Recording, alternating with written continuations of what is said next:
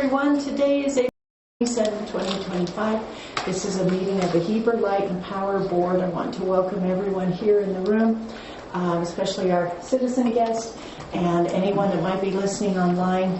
Sid is still not there. Okay, I will welcome the board members that are in attendance. We have Brenda Christensen, myself, Heidi Franco, Kendall Crittenden, and Kendall Payne. Kevin Payne. So sorry, Kevin. That's what I said. Right in a row. That's what I get for putting them together like that on my list. Okay, so we'll see if Sid or Aaron join us, but we're going to dive into the agenda, everyone. We have the approval of the consent agenda, the June 25th, 2025 board meeting minutes, and then the June and July 2025 financial statements and warrants. Does anybody have questions, comments, motions on the consent agenda? I would make the motion that we approve the consent agenda. Thank you. I will second that. Thank you. Are we ready to vote? Almost there. Aaron, you get to be the last vote. All right, go ahead, Kevin. Aye. Yes. I'll say aye. I'll say aye. All right, and then this is the consent agenda vote. Yes. Okay, thank you. Aaron Cheaper is doing this too. Okay, so now that that's passed, we have our citizen guest here, Julie Wagstaff. Yes, I'm sorry. For some reason, I wanted to call you Van Wagner. That's not good, is it? He's my neighbor. There you go. There you go. I'm sorry. So Julie's asking us to consider a request and discuss about adjustment of a demand charge and a service fee. So everyone, this is a copy of her bill if you want to take a look at this. And Julie, you're welcome to sit there. You're welcome to come up front to whatever you'd like. So my son Jacob chastised me yesterday. He said, I talk to people like you every day. Don't you just pay the stupid bill and don't go in there. So I'm going to try not to embarrass myself and him and whatever. You won't. So, you won't. No, it's okay. But we have an arena at our home, and we haven't used it for years. My husband isn't riding much anymore. It was in the beginning was metered separately because we had built a large building that was a working building that we did whatever in, but it collapsed in that wonderful storm of, what was it, 86, whatever. And the only thing left on that meter is now the arena lights. And so they obviously are only on at night. And the reason that I'm starting to use them again is I have a cute little neighbor lady across the street who has come to me, and she's just moved in. She's got 3 little kids, and she's like, do those arena lights work? And I'm like, yeah. She said, if I could put my kids down to bed and then come over and ride for an hour or so in the evening when it was cooler, it would just be so nice. So I said, for sure. The only thing is you'd need to pay for the bill. It's on a separate bill. It's a $50 to turn it on. Mm-hmm. And it used to be like $9, $12 when we used to have it before. Mm-hmm. And so I said, let me call and see what it's going to be. So I called and she said, well, things have gone up. It's probably going to be about $20 a month. So I called her back. She said, great, I'll pay the $50, I'll pay the $20 a month. So then the bill arrives, and like I say, Jacob has chastised me. He says, you should have known there's going to be a service fee for $26, and the demand is depending on what you're using. But the lights were installed by Ray Farrell, and he did a really good job to convince us that it was important to install something that was going to be low impact on the community, and it was going to not take a lot of energy to run them. And so we did exactly what he told us to, and that's what we have. So the other thing is, when I called in, I asked the girl, when does the billing cycle start? Should I start with the billing cycle? And she said, well, it's all prorated, so it really doesn't matter. Right. So I said, well, that's fine. So when I had called back, Jared had told me that the service fee was prorated, but the demand charge wasn't prorated. So that's why I got all panicked when it's the $30, but then it gave me a picture of what it really could look like. Mm-hmm. So when I do the math and I see that I'm going to have those, instead of being a $20 $20 bill a month, it's going to be like a $60 bill. Because if you can see, there were only 6 days on this one bill, and she only used 4 kilowatt hours. So 34 cents was electricity, and the rest of it was, there's a $50 to turn it back on, be in there. But anyway, I'm just asking for some consideration. If I put it on my house, it would have been 34 cents. Maybe a little bit of taxes, a little bit more than that. Right. But because it's a separate meter, What do you mean turn it back on? The system It had had been turned- shut down? yes. So they had to come reactivate the Yeah, meter? yeah. Because we weren't using it. So So have you thought about I think it's something perhaps? more like 34. It's $30 is the Demand. Yeah, demand. the 30 would be there Quick per math, month, yeah, and the electric is $6. 34 cents, right? Yeah. It's not going to be 6. So have you thought maybe about, now when did Ray Farrell put those in? That had to have been like 25. yeah, probably 80, 85, And do you know what 1980. the, well, the wattage has got to be minimal. That's only one Jason. time.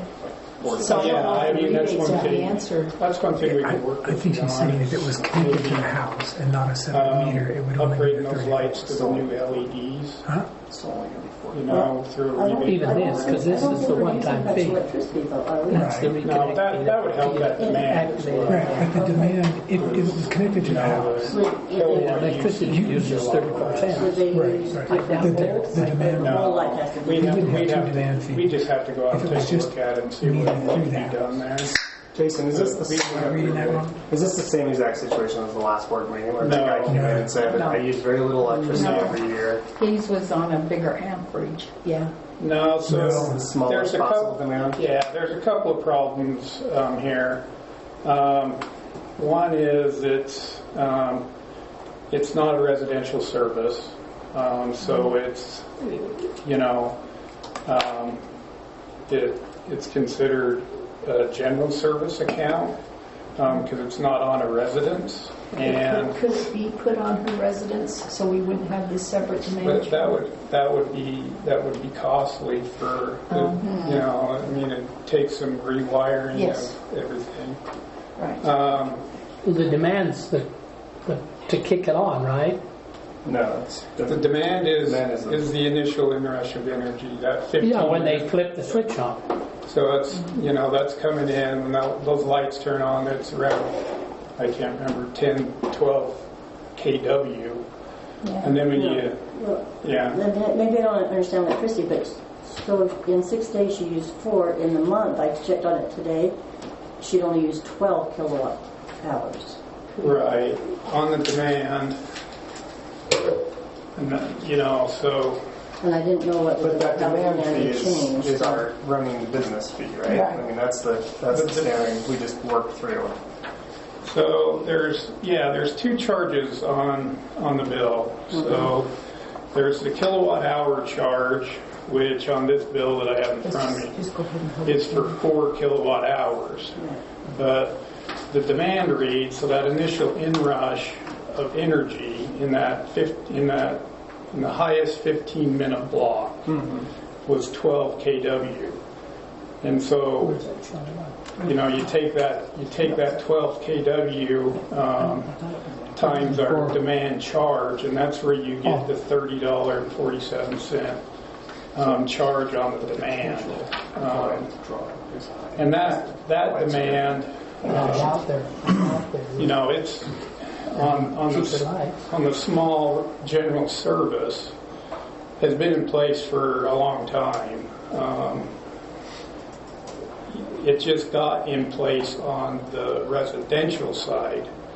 So, you know, even if this was a residential account now, in April, we started charging demand on the residential side as well.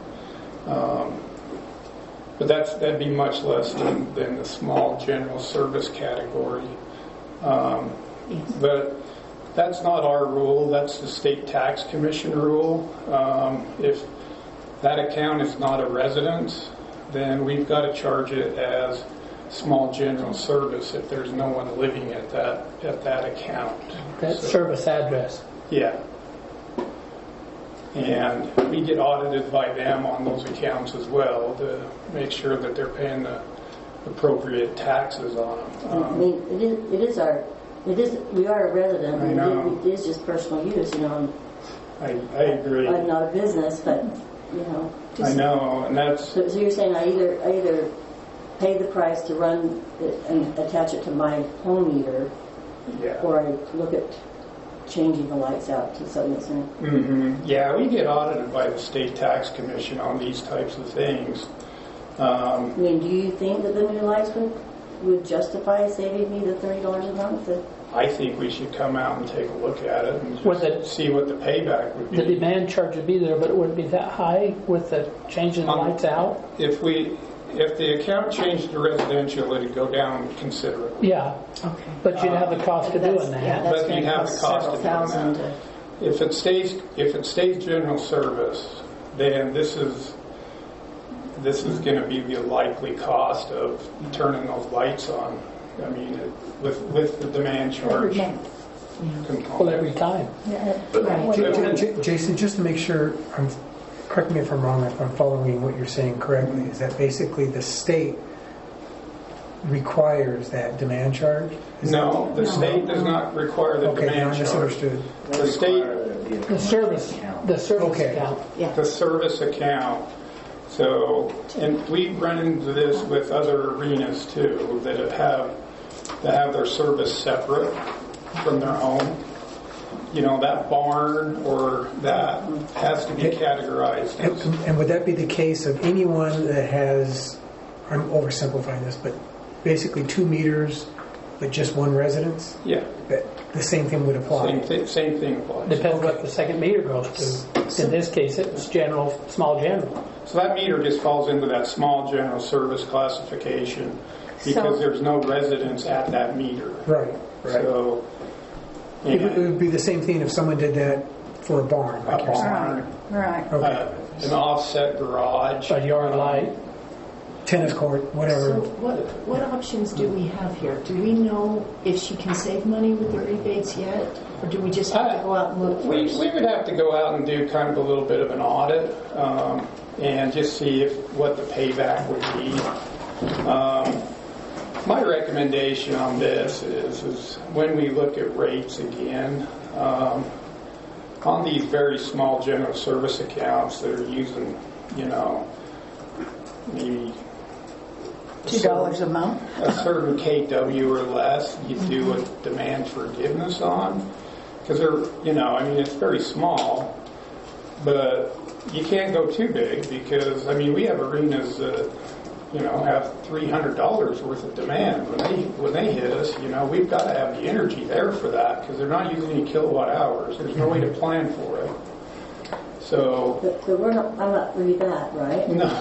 So, No. I mean, and that goes to rate making, but you know, there are companies that, you know, do a certain amount of demand forgiveness on that small general service class because, you know, there's just people that fit into these weird gaps, you know.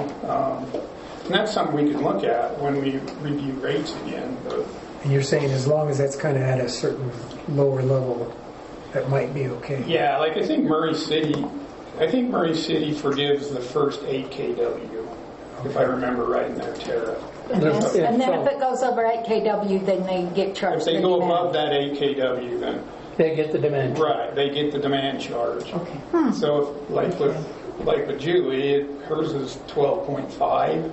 It's 13 So right now. 13. So like, you know, where It's 12 Mark, kilowatt hours. She'll be billed on Monday right. with 12 kilowatt hours of energy with 13 kW.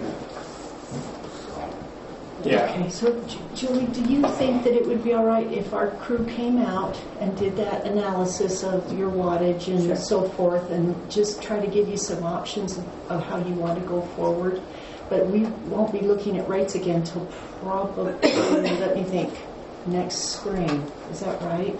We'll be bringing Mark back probably by that June, July time frame with you know, this next one, because it won't go into effect until October next year. Okay, so we need, How often is the demand refigured?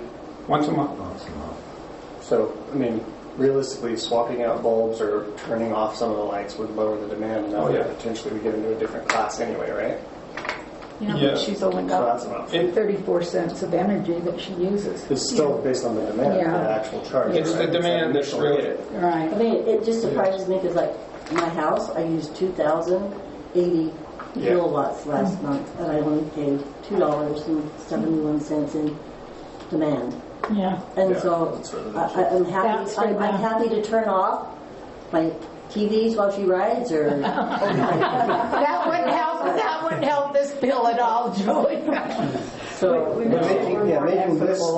Making this circuit hit the grid less hard, Jason, would put it into a different rate class. Yeah. no, she's in small general service, so she's in the lowest class that She's she in the can be on this account. Other than the house. Gotcha. You know, Residential. so And I did, in doing some checking, I did look at Rocky Mountain Power, and I just noticed that they have like, I don't know, 15 different classifications, and maybe you could consider creating a new classification for. Well, Very that's lowest. what that's what we would Will do be with this it. forgiveness Yeah. clause in the Murray charges demand over 5 kW. over 5. Okay, sorry, I was going by memory. So, in theory, if you're replacing probably metal halide lights with LED, You'd be get under that. you'd be under 5 kW, I assume. Yeah, if we You think there'd be that much of a difference? with LED, Yeah, probably cuts it yeah. by how many light 75%. fixtures are on the arena? 4? There's 12. 12 around the.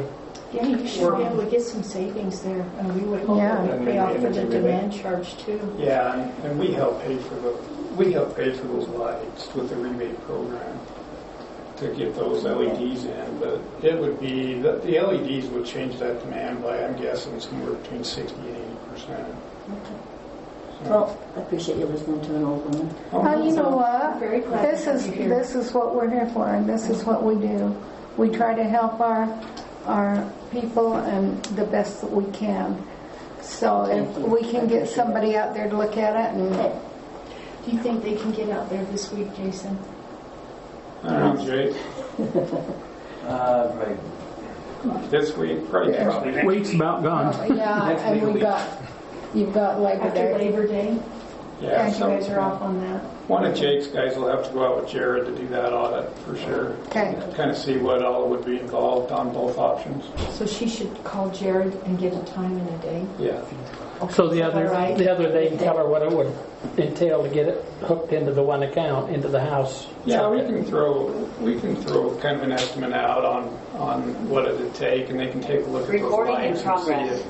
Okay. Might be as simple as a bulb change out on the lights with LED bulbs that Would do might it. be pretty simple and not very labor intensive either, so we can take a look at it. And I changed my lights to LED, 10 years ago. I could not believe the savings, and they are still really paying off for me.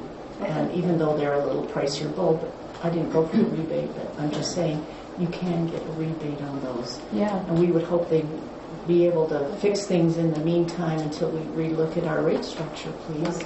I know Jerry had said that he would prorate that demand charge from last month, and I paid the bill in full because I. Oh, thank you. Anyway, Thank you. Maybe We get can that prorate adjustment on it. Yeah.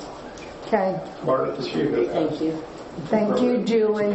Anyway, I Appreciate you. I appreciate your listening to me. Of course, and if it doesn't work out for next week, we're here to to help you and try to move that along for you. But we're quite certain that Jake and Jared will take care of you. And maybe you could make a least favorite kid live in the arena and call it residential. I could put a check out there with it. She might have more than one. fine. She might have more than one she'd want to put out there.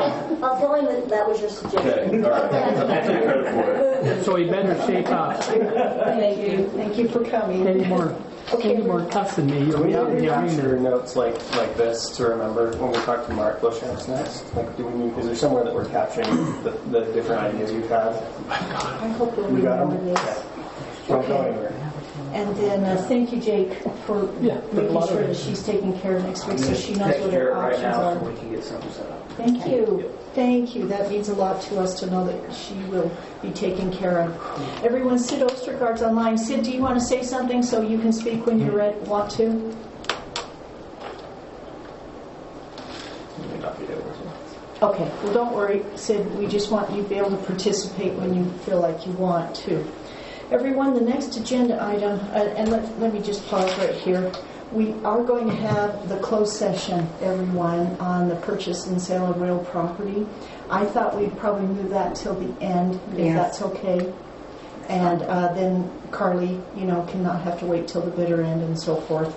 But now we're on discussion item number 3, and just so you know, when I was talking with Jason about this, and Jason's probably going to say it anyway, we will be talking about this integrated resource plan several more times this year.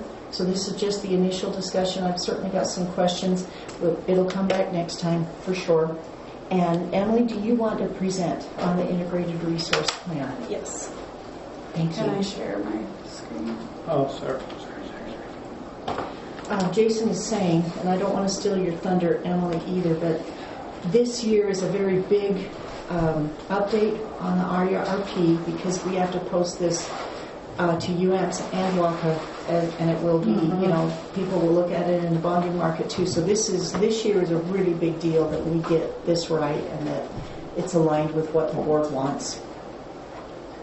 Thank you, Emily. I can see you spent a lot of time on this too. It was a really good report. Thank you. Thanks. Sorry for sending it so late in the day. I went through it You'll this have plenty of time afternoon to read and it. it was, So I tried to simplify it. So yeah, the IRP is something that we are required to submit to the Western Area Power Administration every 5 years, and also something that we like to create so that we have our own kind of plan for our portfolio going forward. So this will fulfill our requirement for a 5-year IRP that I'll submit, and I'm not sure how to get that out there. Jason, put But that on. The X won't work on the corner? Maybe? Is this Jason's computer it's running off of? no, it's running off Emily's. Yeah, I don't have that on Can you just mine. grab it and scoot it? I don't think it's Kobe. Can you change Maybe yours? Click the wrong button and we lose sound on the It's recording. not showing. You can just drag it out of the way. I just don't see it on We don't know mine to who, we drag don't know it. whose screen it is. We don't know if it's Perhaps screened. behind, it might be behind on yours, but Would it be on right Sid's? here. No, it's not. No, Sid wouldn't have access to present on the screen. Well, I can just kind of give a little summary while we're working on that. It's created to comply with the WAPA regulations to submit with our contract to submit an IRP. So we also had a lot of big changes with the UAMPS natural gas projects that we signed on to last year, and so it was a good time to just give it a good update.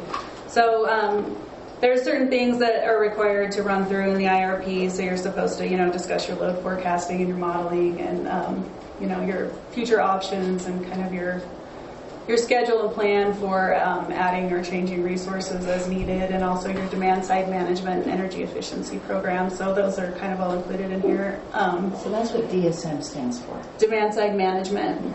Yep. So to start out, I just like to look at the current portfolio, which is 38% renewable, and just highlighting that it's 11% natural gas right now. Things that are changing that will change our portfolio are the, I put in here a goal to just maintain a minimum of 30% renewable energy as we grow and go forward.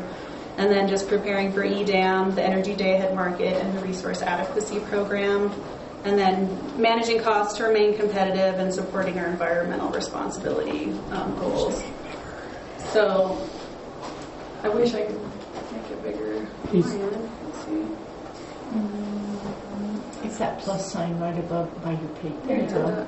Okay. So I could go down to one page too. I just don't know if it'll even help because it'll just be in the middle. There. That's good. That's not bad. So the first thing I do, in the IRP is just look at current circumstances, the current portfolio. This is our the small map of our service territory, and then our customers by area. So 296 customers in Charleston, 409 in Daniel, 8,807 in Heber City, and so forth. So just a summary of where our customers are and where our situation is. 16,000 plus customers, 172 square miles of service territory, 3.3 megawatts of customer-owned net metering rooftop solar right now, but we have room for 4.8 more megawatts of solar.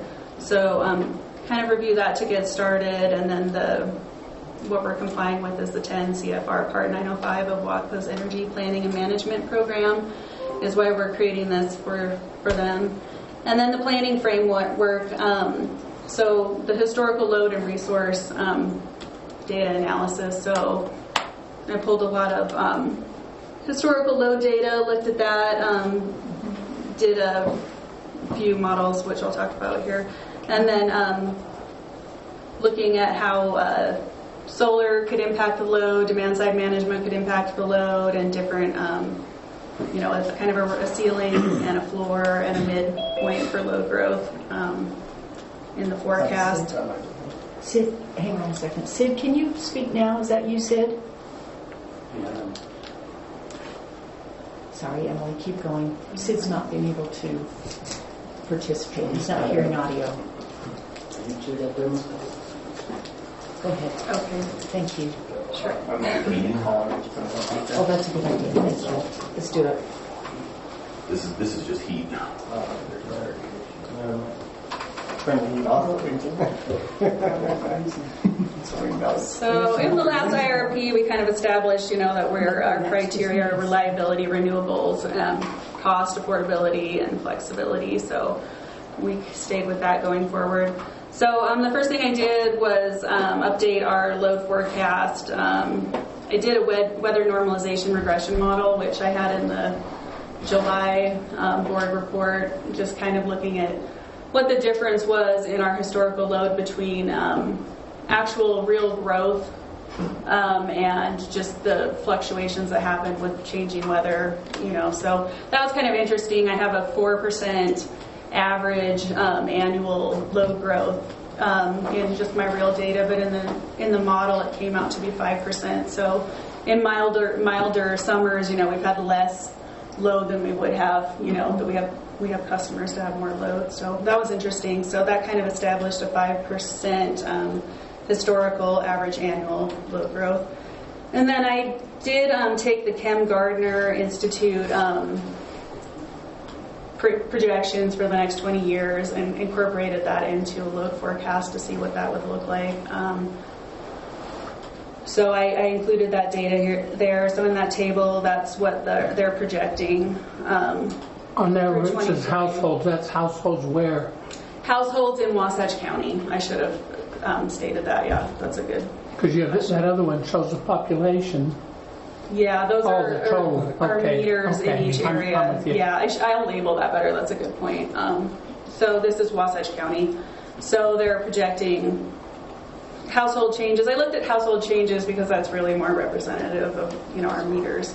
And then the total job. So I applied that percentage for the household change to our residential customers, and then that percentage of change to our commercial, small, medium, and large customer usage to get a load forecast.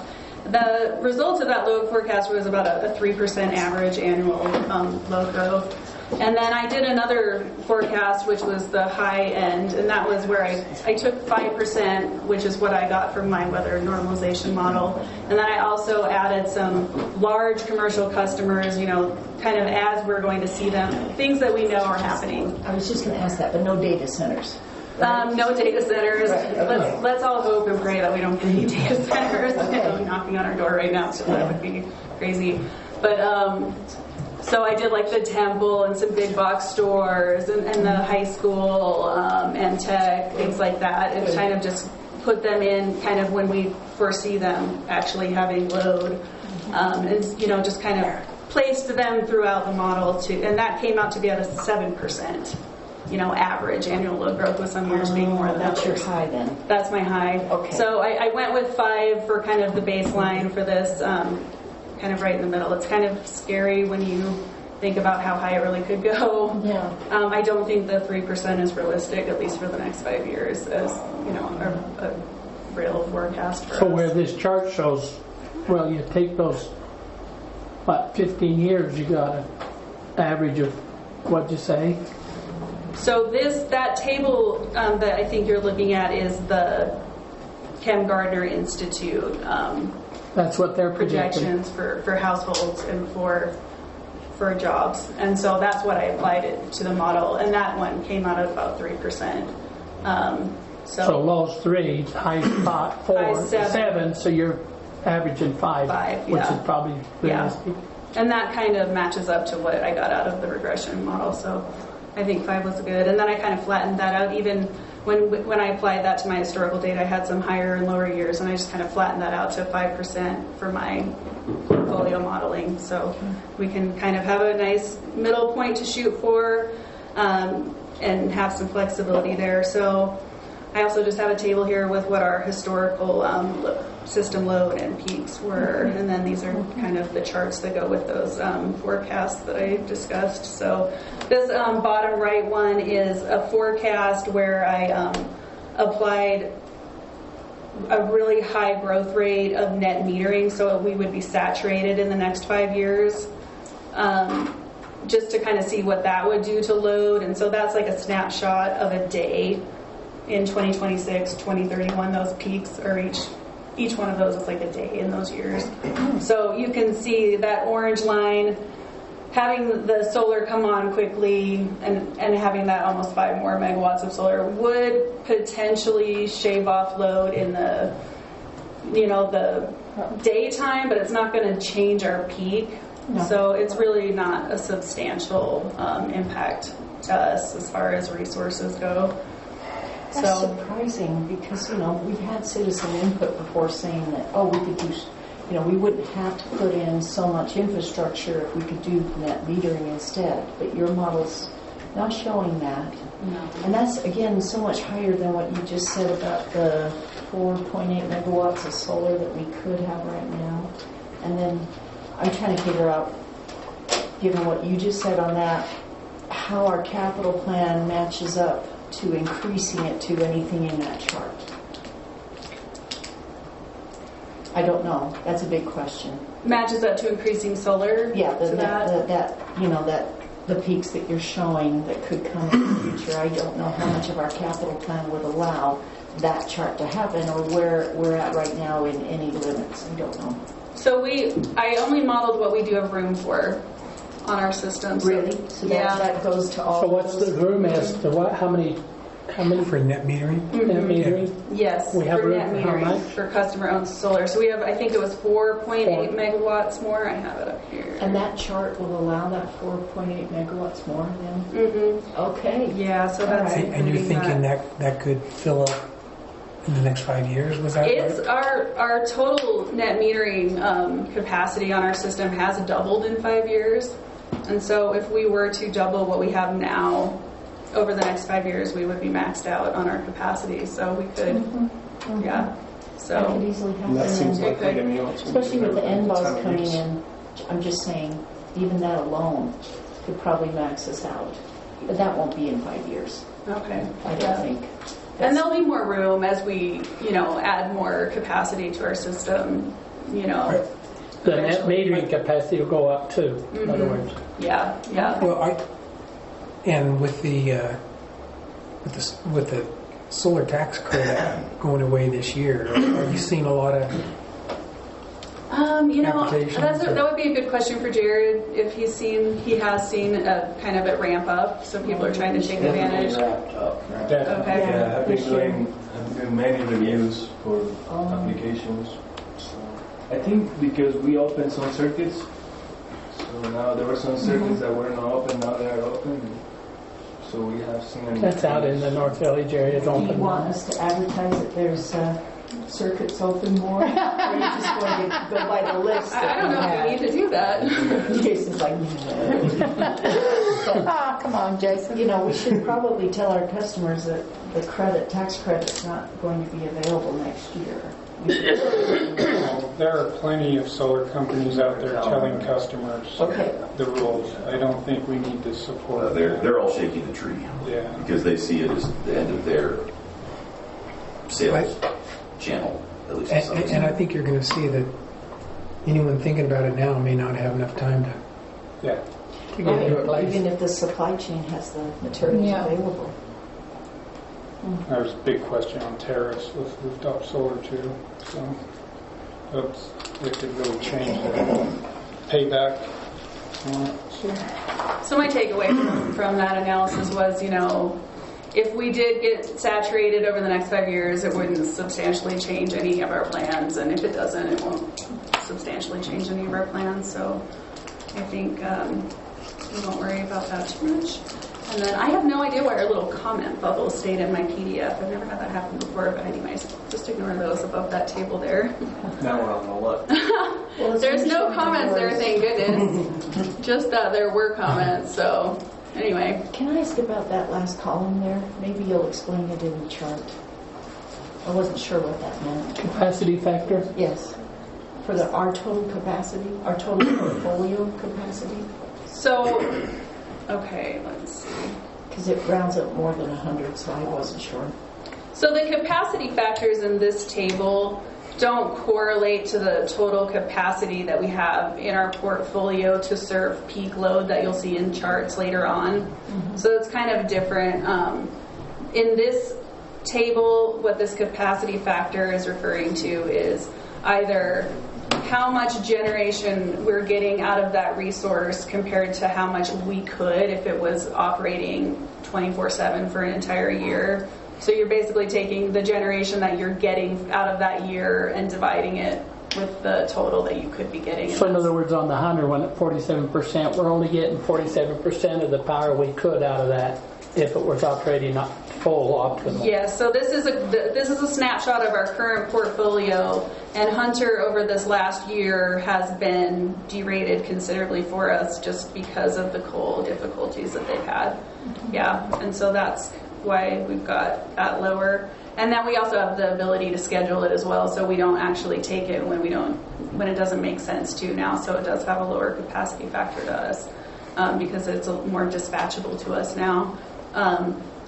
Then IPP is 50% because, as Jason pointed out to me today, it has to run a 50% minimum, and so it could be higher to us if we had if we had a full callback and they were fully online with gas. It could potentially be more for us. Pleasant Valley is wind. It's a very low capacity factor. We don't get a ton out of that. The Horseshoe is wind as well. That's lower. And then Jordanelle, over the course of a year, is about 45% of the total capacity because, 70% of the year it's only running at about a third. So those are either based on just a plant minimum or just actually like the generation that we're getting compared to what we could be getting in that snapshot. That's the capacity factor. And then this is just looking at historically how we've had resources meet our load.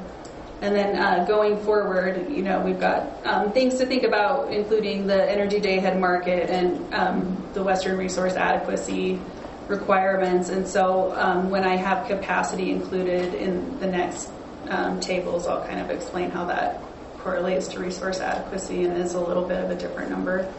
Can I interrupt you? Yeah, absolutely. Sorry. Of course. If you could just go back to page 12 on that chart we just looked at with all the different capacity factors, and just help me understand the very last one on our natural gas generation power plant, that 40% there. Can you just say it to me? The 40% means what? Means that we used our full allotment of generation 40% of the time. 40% of the time. Yeah. So we still have 60% more capacity if we used it all the time? If we ran it as a baseload 24/7 resource, those units are peakers, and so they want to run more like 25% of the time. 40% is even maybe a little higher than they would. Jason, all of those dispatchable units. So Hunter, the Intermountain Power Project, our natural gas plant. and even market for that matter, you could ramp them up to 100%. Like, that they're dispatchable. We're able to schedule them as needed in the portfolio.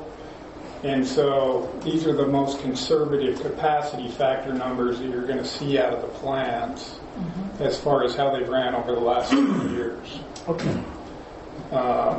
So, we made some slight adjustments to these, but, like right now we could schedule 190% capacity factor if we wanted to.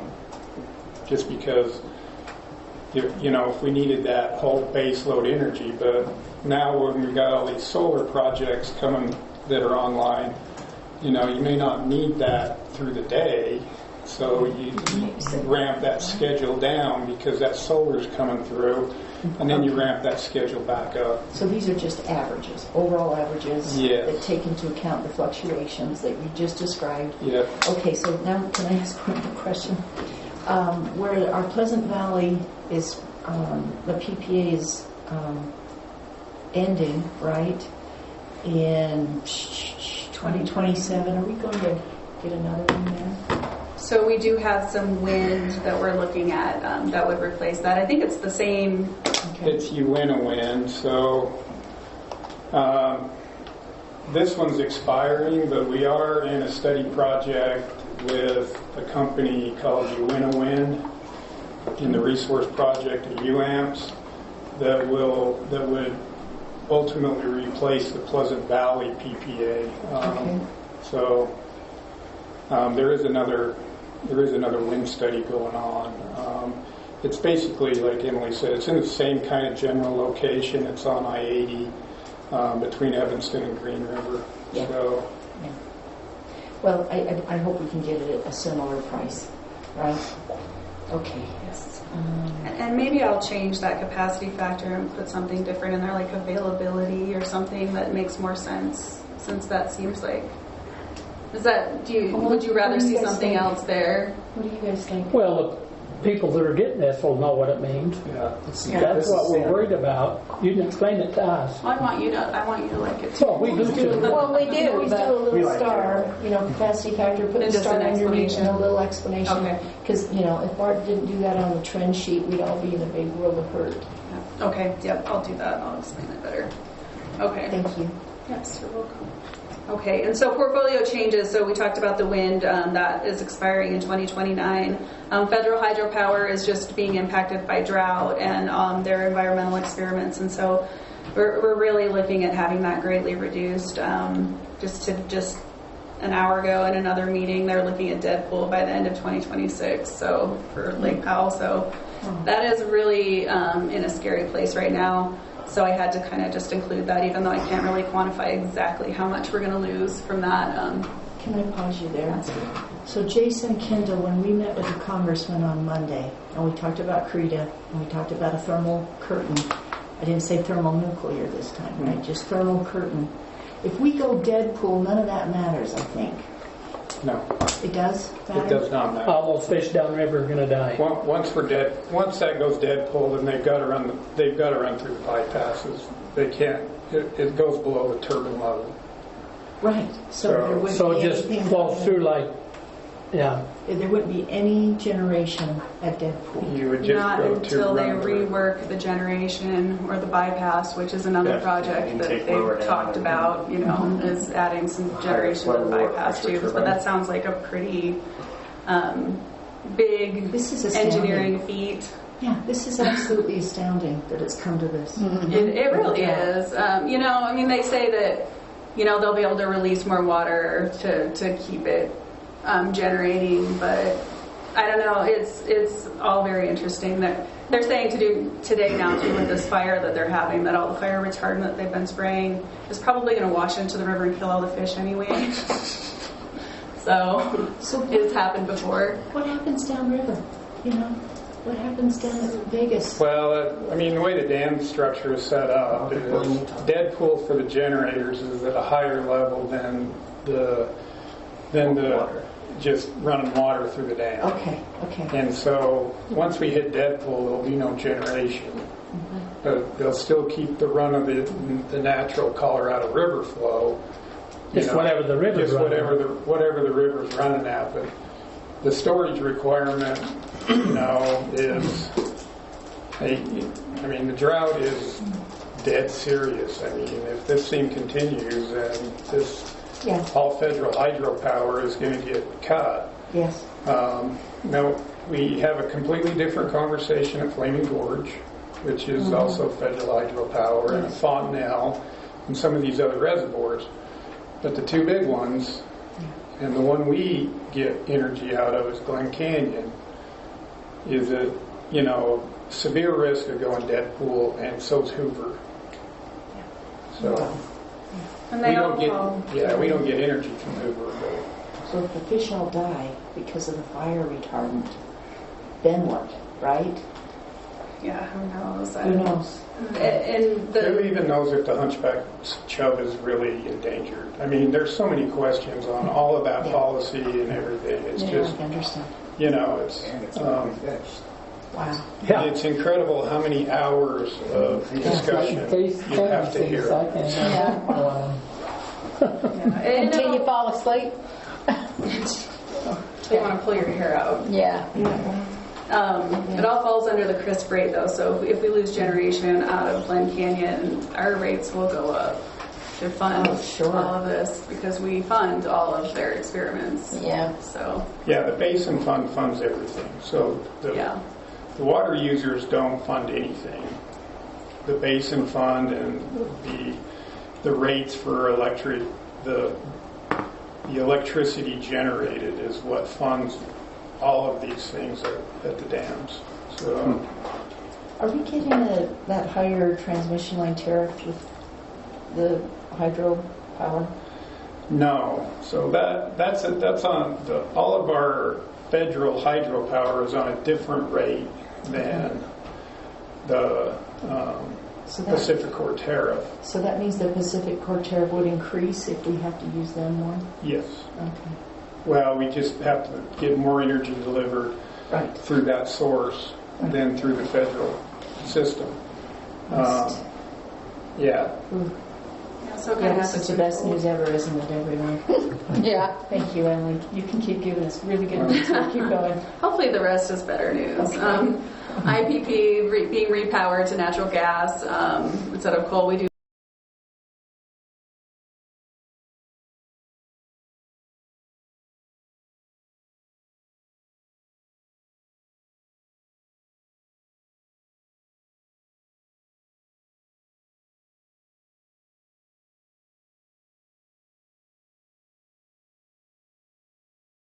instead of coal. We do lose some capacity there. So it goes down to 5.267 where we had 11 megawatts available before. And then Patua, that expires in 2033. There's a potential for us to actually lose that resource sooner. I didn't include that in this portfolio, but it would probably be a benefit to us because it's such an intermittent resource that it's going to be really hard for us to plan for once we enter in this EDAM world.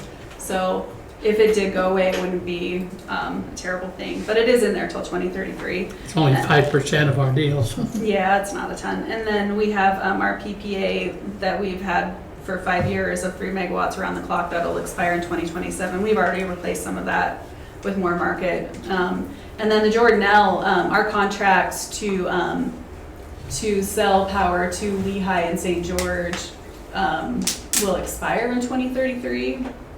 And so we will have the option to take all of the generation from the Jordanelle, and I plan for that in the portfolio. So Is Lehigh planning for that? Yes. Yeah, that fight's upcoming. So Did you say that fight is coming? we've removed it. Oh yeah, they're going to come back hard on it. But To you'd have to renew the pay so contract. much more We'd say we need it. Quadruple the rate or something more. or something, yeah. Yeah, that's going to be interesting. We'll just take the energy. So say increasing rate doesn't help if we need the Easy energy. conversation. Just hold firm, take the energy. Right. I agree. So that chart's just showing that blue line's it's what we have committed for capacity in our current portfolio, and then the top of that orange line is what we need. So I'll show you now, like, kind of how we're going to meet our requirements going forward. So we have already a pretty good plan in place.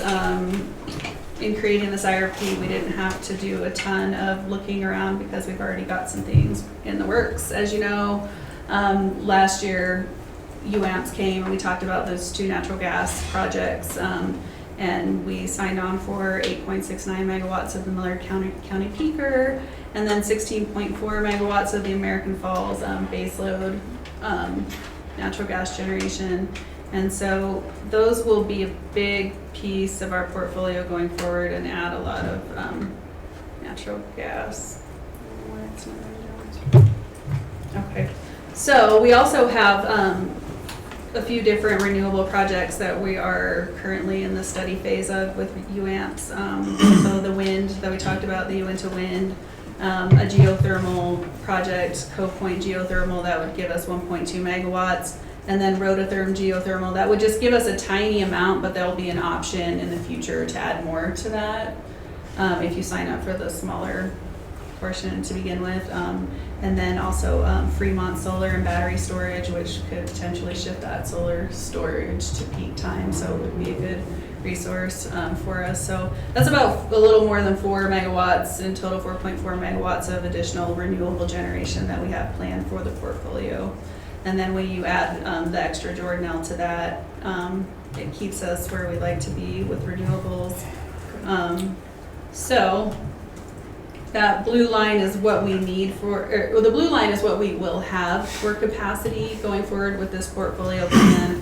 The top of the orange line is what we need. And part of what we need is about a 15% reserve margin.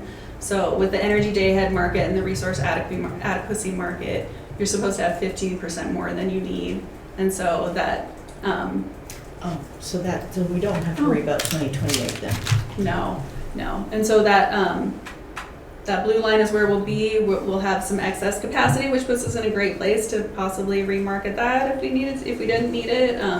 That's a good place to be. I feel like Jason and I agree that being long in that market for the first 5 years is probably the right place to be, so we're not exposed to any unknowns with the new market. So we'll be in a good place with that plan.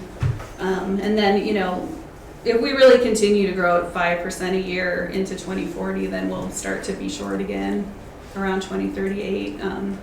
Hopefully some of this growth starts to die off before then, so maybe we'll flatten out a little bit. I don't know if we'll ever shrink, but maybe we'll flatten out. We won't need to add a bunch more resources, but we'll be in a good spot, I think, going forward. If we're more reliant on the hydro out of Jordanelle, do we need to think about anything for capital plan to do different types of maintenance or have some kind of back of our pocket emergency lever if something goes wrong up there? Yeah, we meet with the Central Utah Water Conservancy District regularly. They have a good capital plan in place on that facility.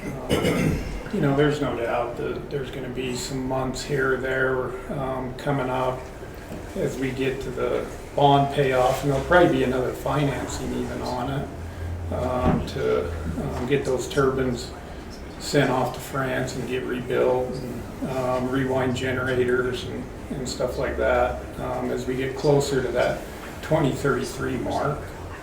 That sounds like it'll be on our dime and not Lehigh or St. George's dime.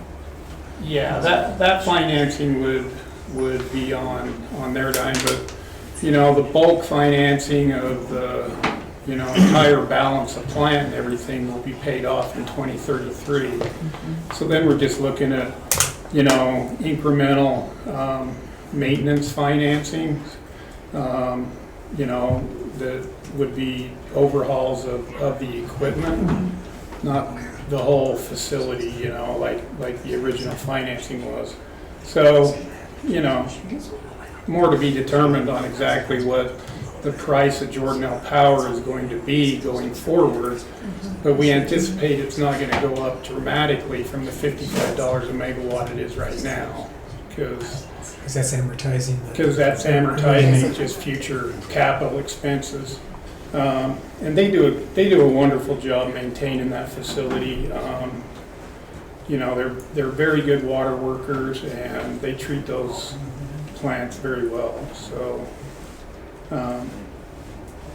yeah, it's a good project. I think after 2033, when we can take it all into our system, it'll be a good thing. So. So, with all that in mind, I did list some other potential resource options. Should we need to replace something else, or something doesn't follow through the way we want it to. So wind, solar, geothermal, battery storage, and natural gas. Why don't you have nuclear on here? I do have nuclear. So the published levelized cost of energy for nuclear is still really high. At least in the reports that I looked at, it had it listed at $139 to $225. I would imagine that really would drop Hopefully significantly gets over better. once we actually start seeing some new nuclear come online. I'm sure that will drop. I would be happy to see nuclear be added to the portfolio if we found a PPA or project that worked for us. I think it would be a great option for us, and I think that we would see better prices than that, but that's the published price that I have right now. Any nuclear, you're going to see, Jason opinion, but it's going to be somewhere well past the 2032 range, and the real planning period of this IRP. Just because, like the conversation with the congressman, regulatory hurdles are just so high, and it just takes so much time to get those types of plants up and going.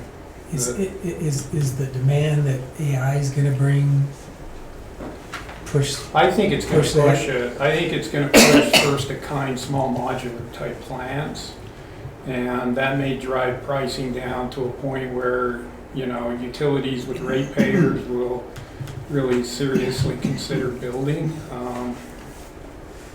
We got to get a few of these online before there's even any confidence level on them, really. Right now, the data center companies, both the big tech companies and developers, want power so bad they're not very price sensitive. No. It's a matter of can you give it to me rather than how much it costs. Okay. So I think Jason's right. There's a potential for that to drive nuclear development, because if you could say I'll give you a gigawatt of power in 2 years, you would have billions of dollars lined up at your door. Not even a question. Yeah. So And that's Jason, some of the problem we're seeing with, lead times on these UAMPS projects is, you got certain people filling order boards for what may happen, which can increase lead times on those types of things. So, because right now the biggest thing going for those data centers is natural gas plants, combined cycle turbines. So. do we know if Provo's going to do natural gas or nuclear for their supposed data center that's coming in? I've heard so many different things. They're not nuclear? Nuclear is being discussed, yes. Cox just came out just the other day saying, that they signed a memorandum of understanding on a nacelle nuclear plant like being built in Wyoming. I think all of that's tied to his Operation Gigawatt and attracting data centers to Utah. So, but as far as like what you can get in right now, permitted, and that it's, the fastest and easiest is natural gas combined cycle turbines. I wish WAPA would build a nuke plant to replace their hydropower. Use the water to cool the nuke plant or something. I don't know. But anyway, that might be a good replacement for it if it really just starts to disappear, is looking at something like that. That's more like a base load resource for us. So we'll have to see what happens there. And then just because natural gas is such a big part of our portfolio going forward, I did add a little discussion on, hedging and risk and how we'll manage that going forward. So that is in there, and let's see. That's just the levelized cost of energy from the Lazard's LCOE report from 2024 for those resources. And then I go on to talk about the demand side resources. So our energy efficiency program that Jared manages is our, would be how we'll save energy. Those are a list of the current rebates that we have for residential customers. Some of them are kind of promoting electrification, and some of them are replacing, inefficient appliances and things like that. So he does a good job of changing those up from year to year and trying to stay relevant and making sure that we're saving the most energy. He told me the next rebate he plans on adding is a power watt heat tape system that reduces heat tape consumption by 90%, which sounds pretty awesome considering. Just the timer, or? I'm not sure. That's all I know. That's an optical thing. I don't know. Oh, cool. Is it Pretty neat technology.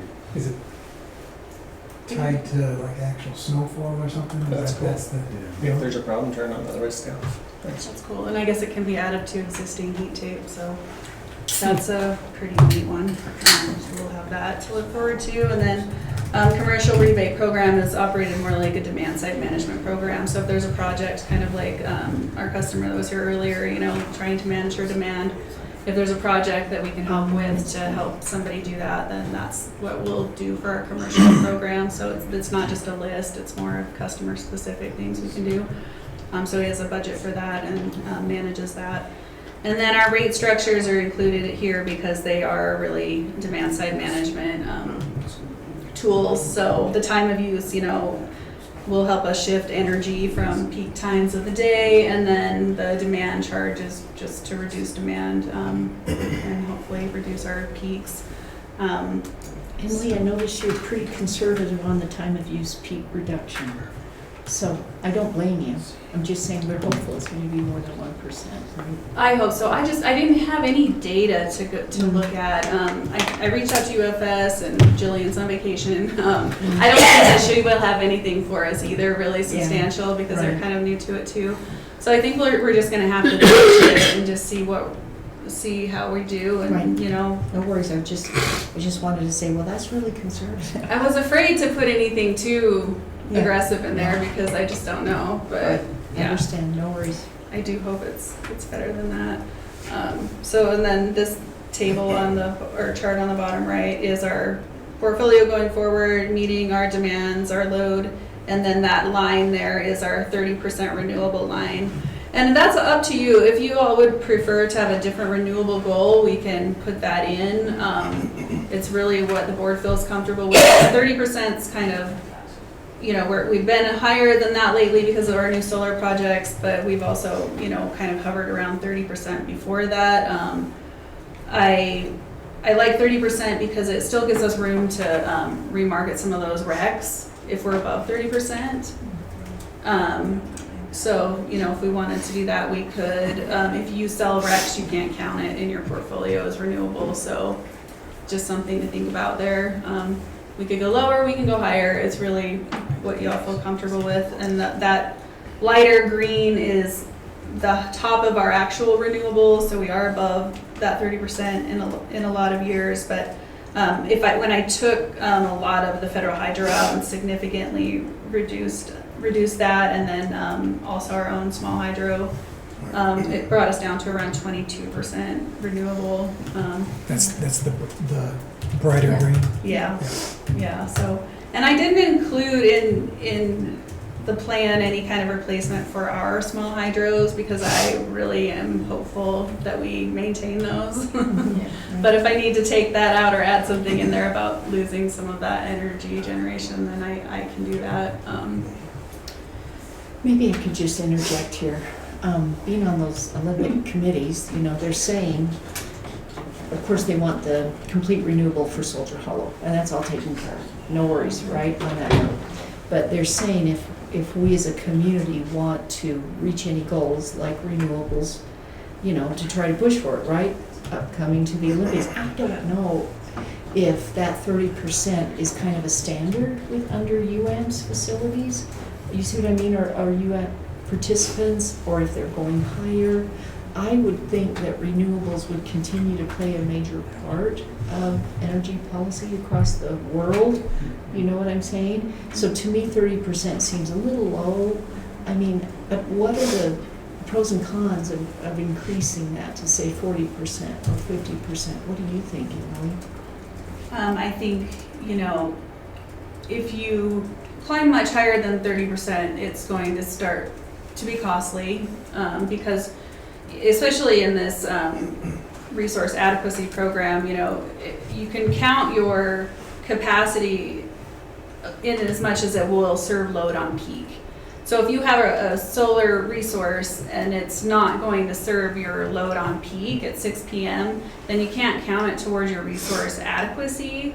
And so you're really adding a lot of redundancy into your portfolio. Okay. So we certainly could, with all this natural gas, add quite a bit more renewable energy, solar, things like that. Maybe solar wouldn't be my preference, but you could, and because you have this firming ability with the natural gas. But you always just want to keep in mind as you're adding the renewables that you want to have the gas to back it up so that you can firm it up for peak.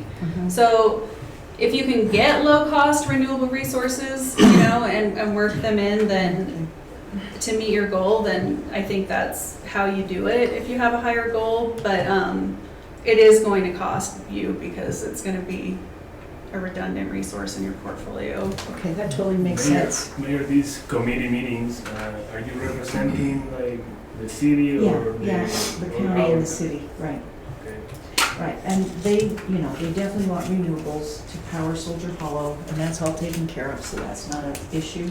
But it's just, if they say if you want to do more for that, right? I don't know if we want to do more, that's what I'm asking. But So how do they? I was just thinking, like, as the engineer, I'm thinking about like what kind of redundancy they're gonna want. If we need to prepare our circuits, and if you're part of those conversations, then we would like to at least know something. Well, we could probably talk with Luke Bodenstein for sure, right? So how do they do 100% renewable? They get the power out the same line we do. Exactly, but they're paying. They're paying the offsets the to get it. offset, so That's they what I can thought. promote It's it less that about the way. redundancy and more about the optics, generally Yes, speaking. yes, that's exactly right. So Which is PR how deal. everyone does it. Yeah. It's the paper. So Right. we would retire Rex To do the whole valley. To provide them no, renewable. We can't do that. Yeah. And, yeah, but I'm just wondering about that balance, it seems. So that's really interesting. Do you think, Jason and Emily, that when the level of technology for solar changes, whatever, 5-10 years from now, I don't know, won't those costs be more? I just can't see solar going lower at this point. No, solar projects are going up because nobody's really even interested in just plain solar anymore. So it's, pretty much everything's being proposed as solar and storage.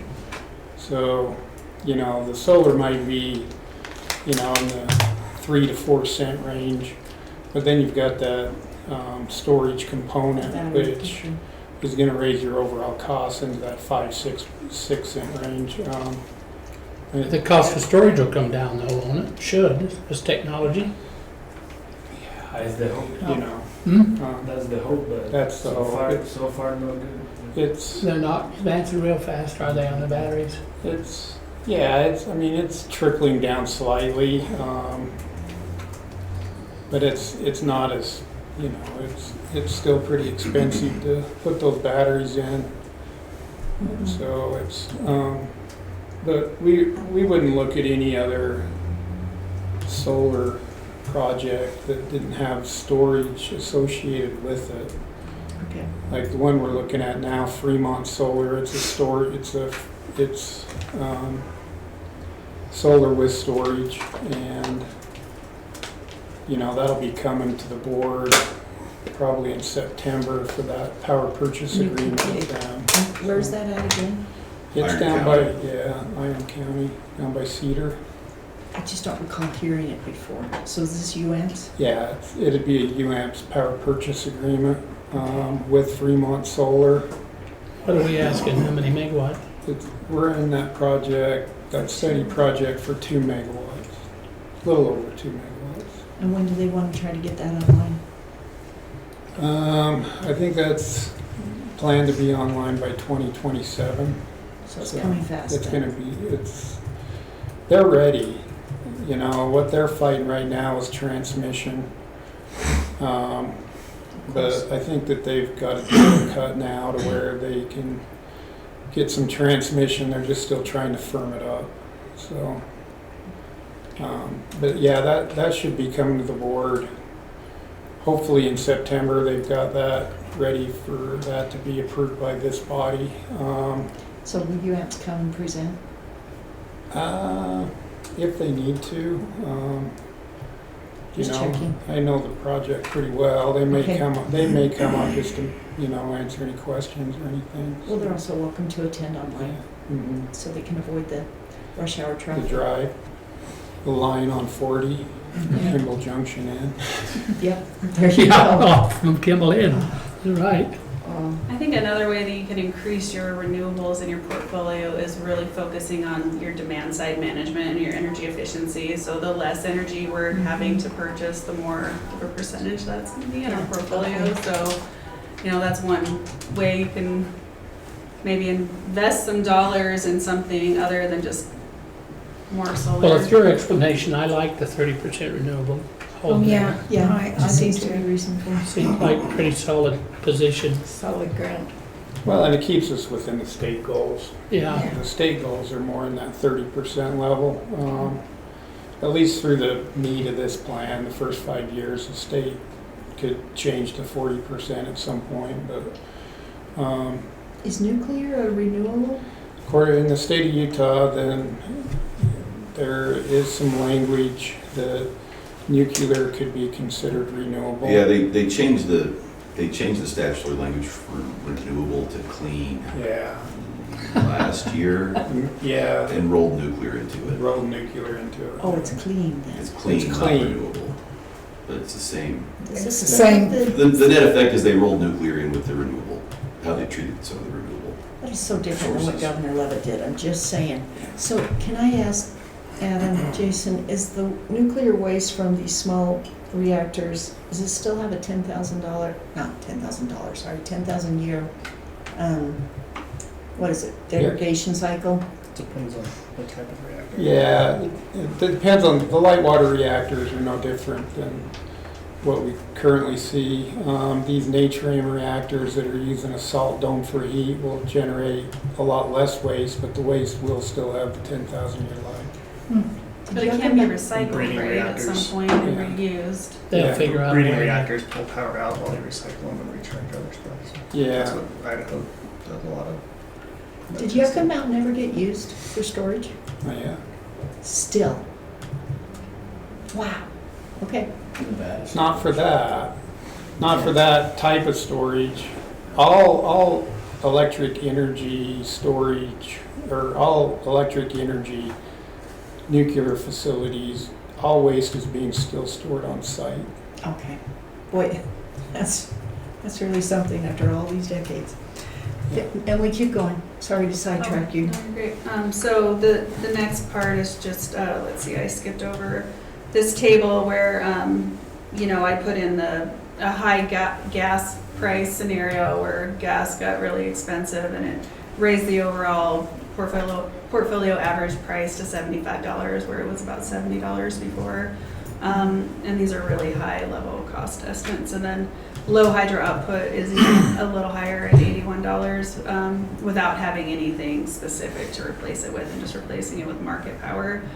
You'd probably do better than that though and find something else. But and then it's just kind of got a little timeline of, we want to complete these projects with UAMPS and finalize things and be sure that we have capacity for the new resource adequacy requirements. And then those metrics that we talked about, the renewable share, One thing I could do, if you'd like, for the next time we look at this, is I could model like what a 50% renewable standard would look like in there, like say we increase to 50% renewable over the next 10 years, like incrementally or something, and just see what the cost of that is if you want. I'm not interested in it, board. I think it's going to be so cost prohibitive that we'll just say, don't waste your time, kind of thing.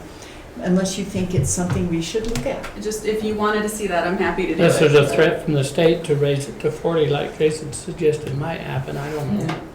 Yeah. That would happen, that probably wouldn't happen before our 5-year No.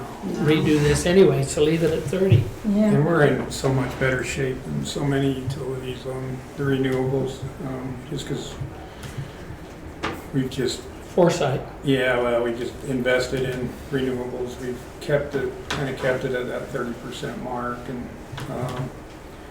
and it's because of where we live, this hydro in the valley that we have internally. We continue to just watch solar. I think Fremont's going to take us to, with growth, another cap as far as what kind of solar we can actually bring into the system to meet that kind of balance need. We are in some steady projects on wind to replace some wind that is going away in the portfolio, and we're in those projects for more megawatts than what's expiring. And then the geothermal projects that right now, it's just still kind of a hope and a prayer that these things go and they continue to develop this stuff down in the Cove Fort area, where there's really good geothermal in the state of Utah. But we're in those projects as well for megawatts, not kilowatts. So, yeah. So Emily, do you want to continue with your wholesale power report, or is there anything else you want to say here? This is it here. Okay. So this is draft, when do we have to pass this to submit? So we'll probably make some changes, bring it back to the next meeting. I can't remember how many public offerings we got to have on it here, Emily. I think you just have to put it out there for public comment. Yeah. Whatever we want that to look like. Yeah, once we get it finalized, we'll put it out for public comment. And, it's not like a public comment board meeting, unless we have to do that. Just to have it available for the public to look I at. think that's a requirement. It's just, you really just have to document what your process was, like how you got public comment. So before, when we did it last time, I sat at the park and tried to survey people and sent surveys out, and really nobody wanted to give a lot of input on it. So I don't know if we want to put as much into that this time. I can certainly survey people, in our newsletter, or however the board would like to see that done. I'm happy to do whatever. I just don't know that people have a lot. People really don't care about, they care, but they don't have anything to say about Well, it. they don't understand. Yeah. Have to. They like renewables unless it raises their bill, and then they don't care anymore. Yeah. So I think you spent a couple of months on that last year to try to get public comment. Do you think you'll do that again this year? Or do you think 30 days is enough? I can. Is that last year or 5 years ago? When we? It was 3 or 5 years ago. I'm sorry, these years are going by too fast. The years are all like one day. Because I think you spent like half the summer or into the fall. It was a while, yeah. Right. So I'm going to suggest, just for transparency's sake, that we take 2 months of public comment, but if we can put it into the bill in that little corner message that our plan is available for public comment, at this website. Or if you can also get a QR code that they can scan and go right to the document, that's usually a lot easier for people. And we'd love for you to comment on our portfolio and our goals and I think that's all we need growth to do. projections. And 2 months, get it done by the fall. We can do that and add a form on the website so they can submit it right Yeah, from the website. that'd be nice. Okay. That'd be really nice. Make it easy for them so they kind of know where they could put a comment and not just try to say, well, I don't know what to say kind of a thing. Okay. Okay. You could even break it up into categories. Do you like their portfolio? Do you like this? Do you like that? Just 2 or 3 questions maybe on just big ideas. And then an other box maybe. Okay. Does anybody have any ideas? I think that's good. I think that would be all we'd need I to think it's do. plenty of time, but Yeah. I don't know, we'll get a lot of responses. I can put it in the city newsletter, Midway can put it in theirs, the county can put it in theirs with that QR code, and you're welcome to fill out this comment form. At least we know we've covered all of our bases. Okay, thank you. Yeah, I will send that out so that if you want to distribute it, you can. That'd be great. That'd be I really appreciate nice. I think the bills is probably good. I don't know that the newsletter would make a whole lot of sense. It's just another way to say we did this. Just a outreach. mention of it. That we did it, and if they Well, want to. even this is a public meeting that, people could have come and commented on. It was on the agenda, Yeah. that counts as well. For the western area requirement, for the WAPA requirement for this IRP, that's the other thing to just be aware of. With the integrated resource plan, many eyes end up landing on it. It's a requirement for all federal power through Western Area Power Association. UAMPS will get a copy of this. Yeah. Credit rating agencies like Fitch will take a look at it. This is, to the outside world, is a pretty serious document at times. So. Those that know what they're looking at. Okay. I was just gonna say something. It'll come back. Sorry. Sheesh, what was it? Oh well, let's keep going. Let's see if Okay. it'll come back to my brain. Okay. Wholesale power, we are under budget.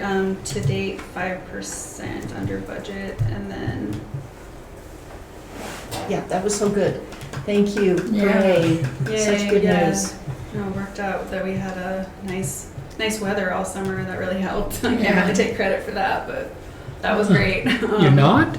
That was awesome. And then natural gas is 50% of budget right now, just because we really have had that mild weather and we've had a good plan in place with market power. So it gave Josh some time to do a lot of work that needed done out in the plants.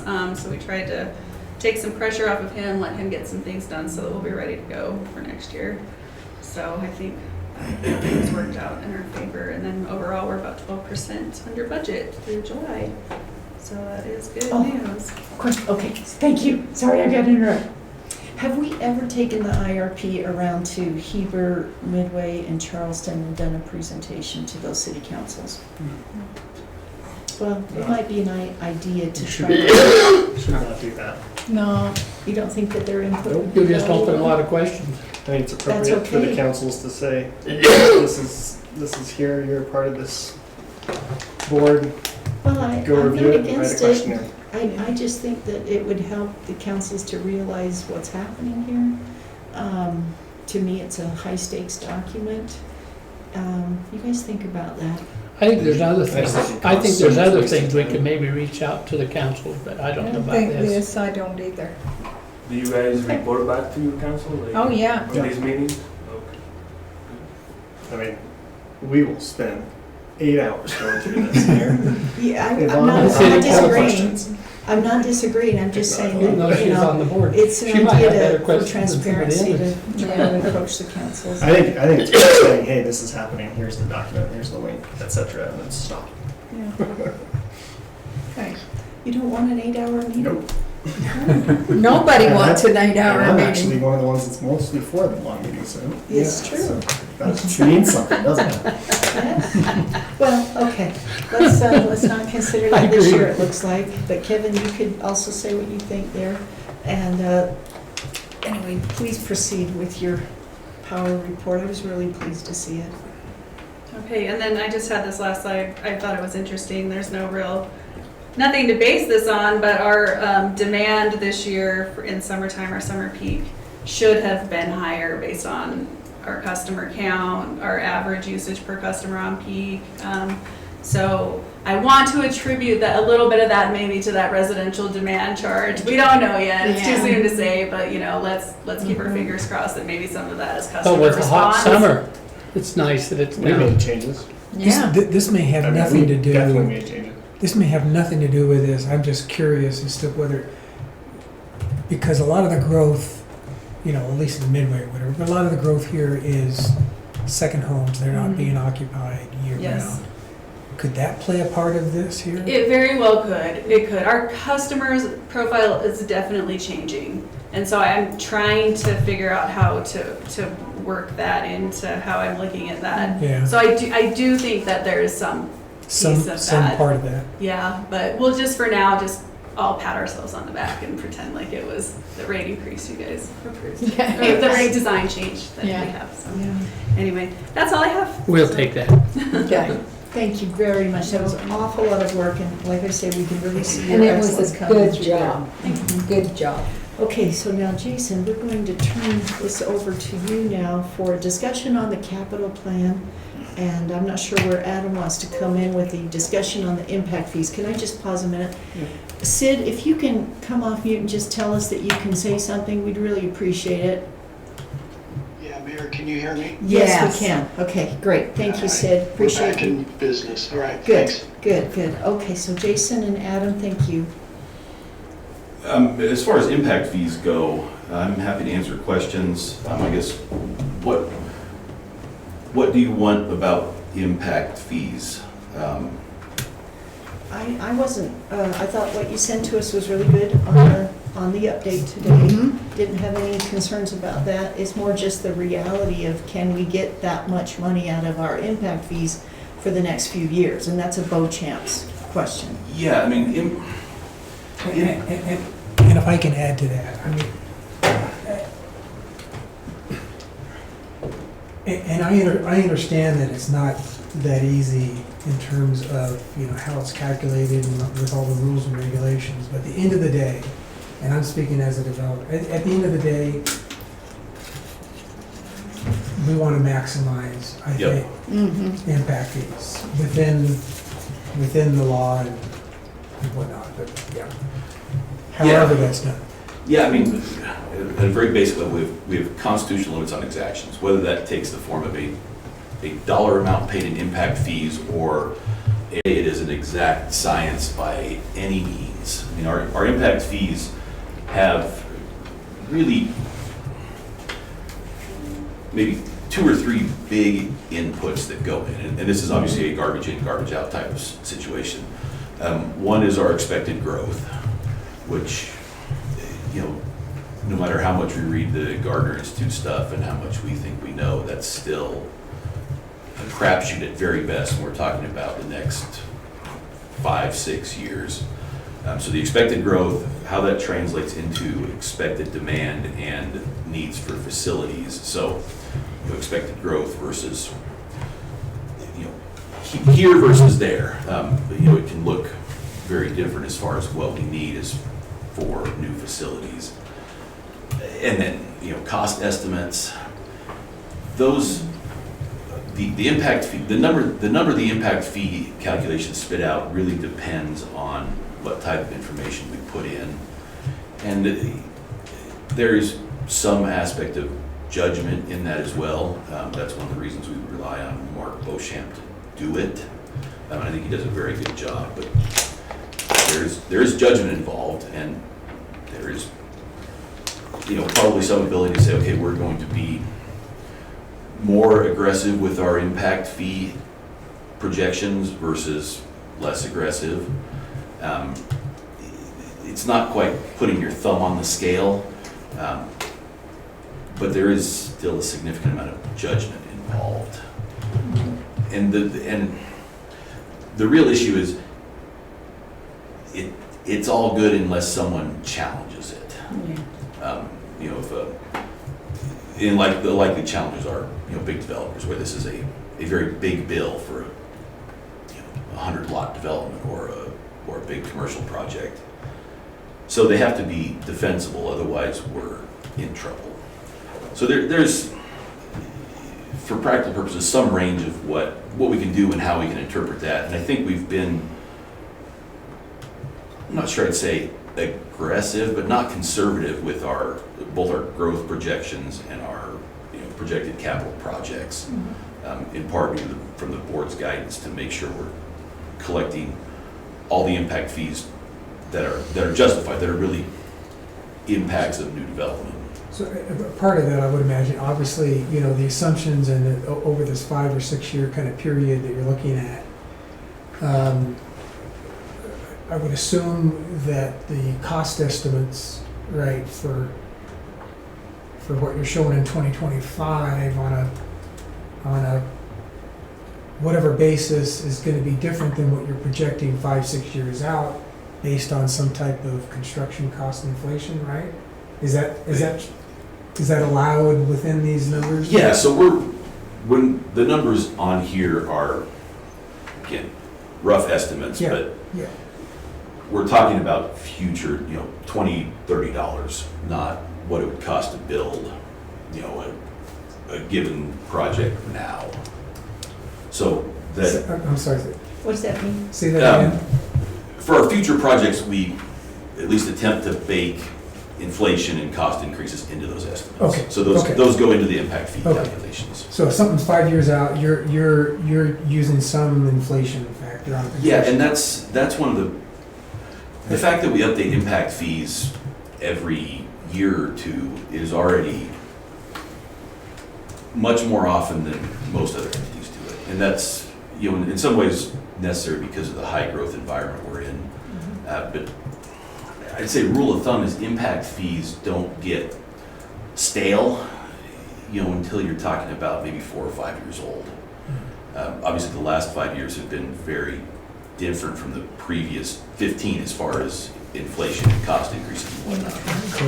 So just the mere fact that we update impact fees every year or two keeps those fees, at that, I guess, maximum level, much better than what most entities do. If you were older, Adam, you would have said 20 years for low interest rates, right? Yeah. You're not older, I am. I could do a pretty good estimate of inflation over the last 10. Beyond that, I'm not sure I'm well enough. Just teasing. I don't appreciate that. Come on, you're younger. I'll take that as a compliment That's a on my compliment. youthfulness. That's right. I'm just curious, has any developer in the valley here challenged legally? And the reason I ask, as a developer, someone doing a 100-unit subdivision, I don't think that justifies That's the not, time and the legal to... when we've had people at impact fee hearings in the past, Kevin, it's been the companies that are trying to grow here. So cabinet shops that want to add on and increase service. So fees that don't get passed on to a purchaser. Right. The developer just gonna tack it onto the cost. And of then the the home. government entities, every government entity, I've heard, if they're building something, I hear about impact fees from that manager, that mayor. But School. again, I'm just asking to understand, because They don't wanna pay. believe me, I've seen that, and I would expect that type, pushback and complaint. But in terms of taking it to the level of a lawsuit, doesn't seem to make... No one has. And the way that typically plays out, a challenge about impact fees ends up just about universally going to the property rights ombudsman first. Yeah. And they issue an opinion, and that doesn't technically carry the force of law, but essentially that puts everyone on the same track in almost all cases. Yeah, I had a hotel developer years ago, want to go to the Public Service Commission about them. I said, we're not regulated by them. You can come and see the power board if you'd like to, but he never really pushed it to that level. School district has come to the power board before. Those are big impact fees for those government buildings. But no, the typical Ivory homes, those, they just build it into the cost. They pass it on. And that It's gets like the passed cost of lumber. on. Yep. Yeah. It really is. I mean, they're not happy about it. Understood. When we go to raise, and there's that I understand. forgiveness period, that 3-month window, they are all coming in and paying as many impact fees as they can. Yeah. But Okay. Sorry to get. No, absolutely not. I'm happy to answer impact fee questions anytime you have them. It is anything but an exact science. That is a fair statement.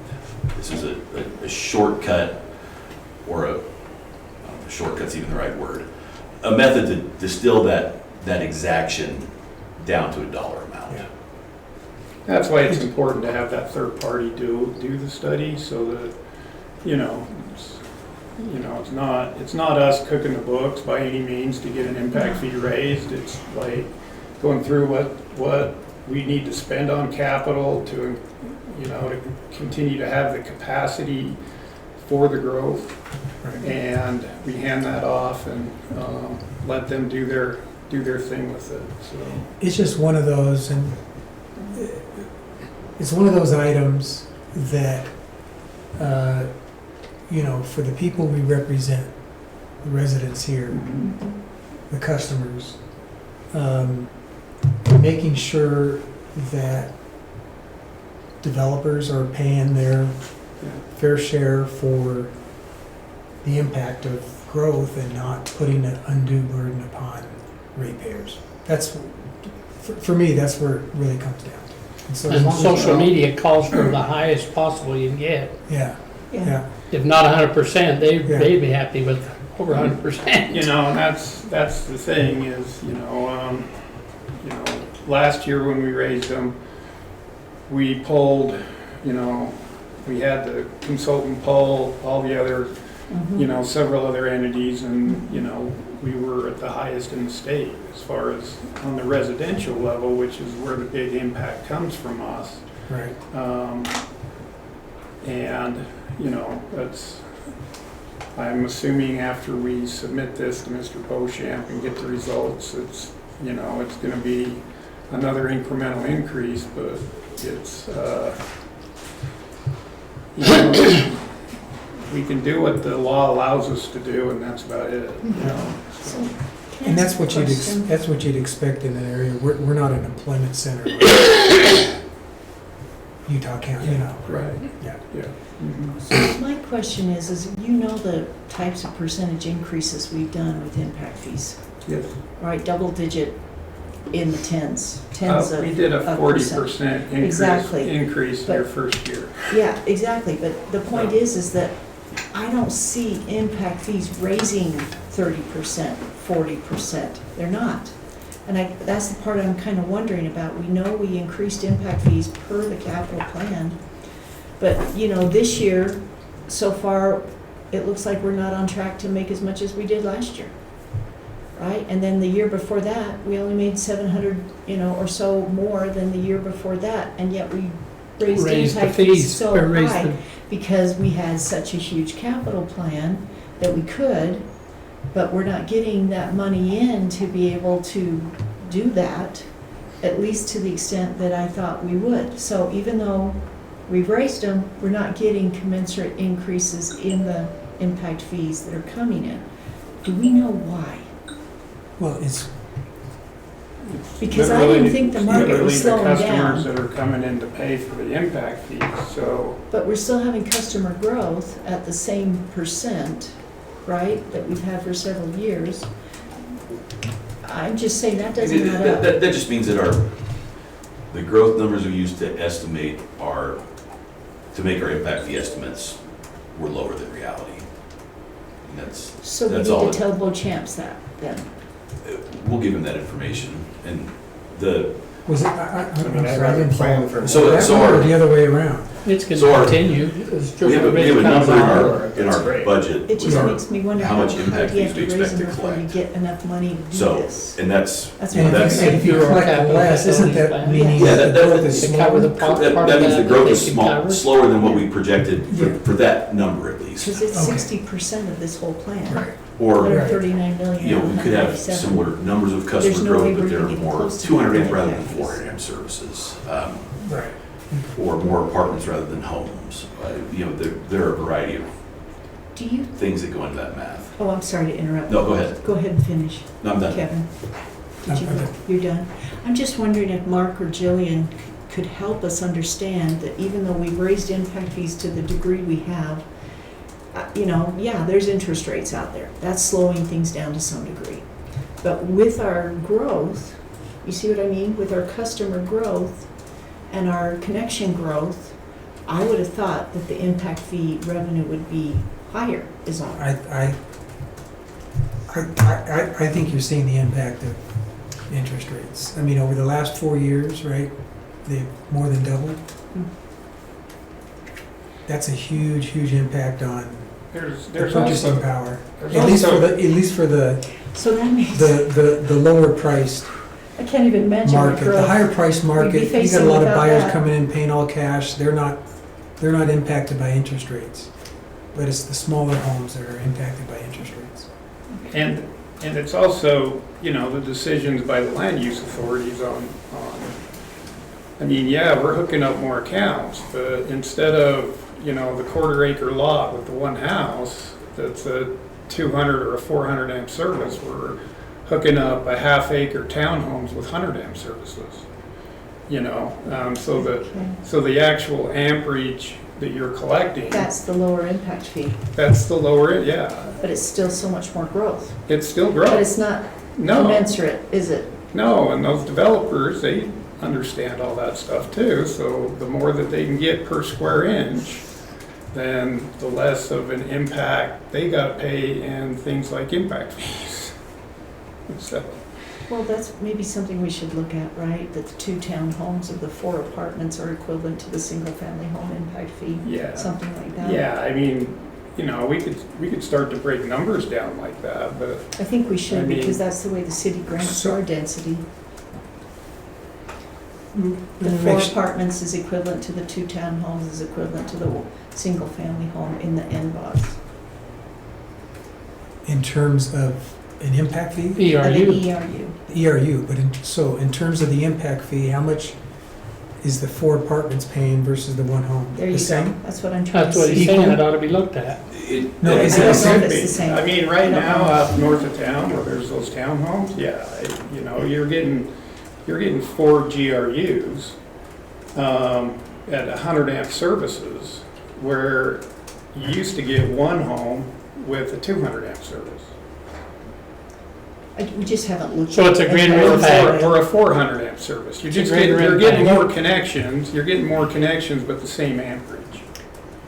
But to your point, I think that would be interesting to know, because that Mhm. could shed some light as to what's going on here. Right. Because if a developer's looking at some, you know, if they have some land and they're looking at their, crunching their numbers and going, gee, if I can build, you know, 4 apartments instead of 1 home and Mhm.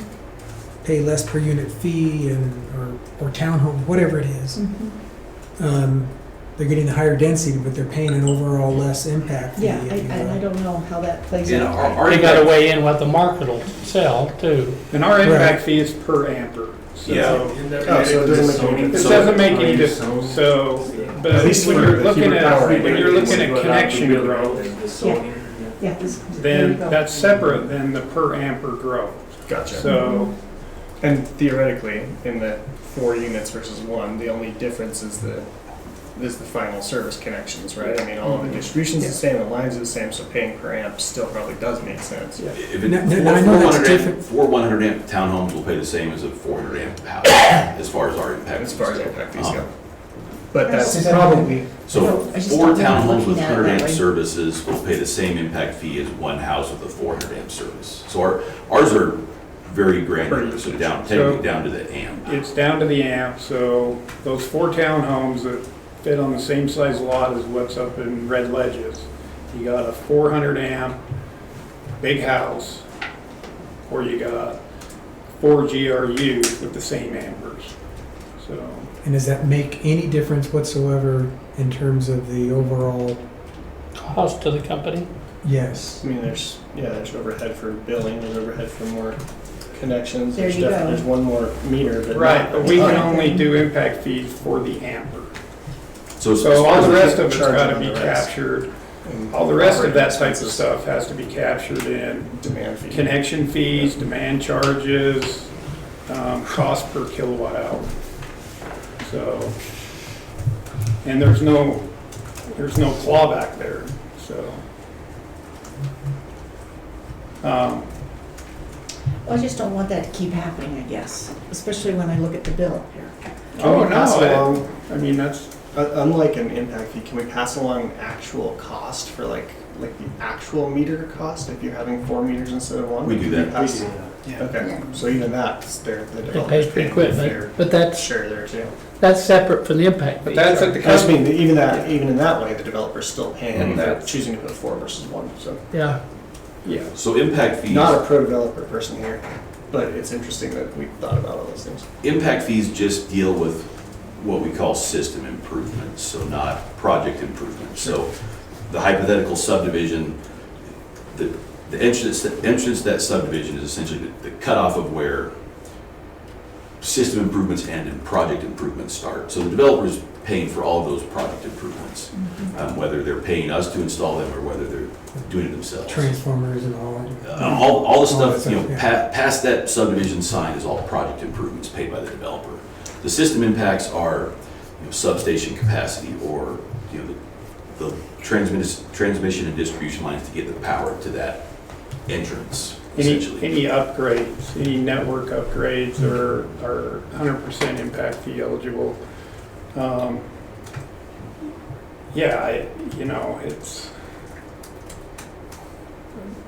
I hate to say it, but growth is never going to pay for growth on this electric system. It's just never well, on going a lot of to. systems, roads or anything We else. see that, we're just trying to do our At least best, not and in the state of Utah. so far, to me, Yeah. the numbers coming in is not commensurate to the percentage increases. There you go.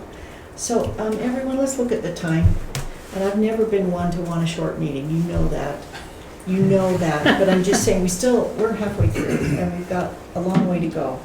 So, we can, and that too. So, We did get out of last month, though. yeah, and I don't want our other people to wait here forever, and I didn't want to be here till 8 o'clock tonight, but is it possible for us to wrap up our Yeah. capital plan discussion and do your GM report, and then the strategic planning session, and then do the closed session? Is there any way we can bring back the capital plan again? Well, so we're doing the impact fee study kickoff meeting with UFS, Okay, Mark Beauchamp, on September 16th. oh, okay, that's And fast. then yeah. his first draft will be coming to you guys in the October meeting. That's right, because we want to get And it then- passed by, And then we'll do the public hearing on impact fees right before the budget hearing November. in November. Okay. So okay, that's going to be the schedule on this. okay. I'll just run through it real quick. You guys can review it. Staff has finalized this. I'll just, once again, go through it on kind of the big ticket item level. But there is some big ticket items in here that wasn't in the last impact fee discussion. You know, we've got that plant 1 replacement. You know, within the scope of this, it's a $38 million number. And that's, Which page you on, the first or second page of this? I am on, It's under, it's under impact it's fee the second, discussion, under generation, second box towards the bottom. Generation. The second, right there. There it is. So that's to replace the power plant. Go down just. We've moved all the units out of because of the age of that facility. In the substations, This is another one that is, Jason, Right there. I know it's 100% impact fee eligible, and if impact fees would pay for it, I would have no questions or qualms about it, but we're just not getting the revenue in to pay for it when we bond for it sooner rather than later. That's what's frustrating to me. Anyway, keep going. Yeah, and impact fees do So- eventually pay for it. There's a mismatch, you know, essentially A we, total mismatch with the rates paying for We it have to bond upfront, up front and then to the get it impact built. fees may be paying for it over time. Anyway, well, it's an impact fee eligible project, so, you know, even if we go to do a financing for that particular project, then we can use impact fees to pay for that financing.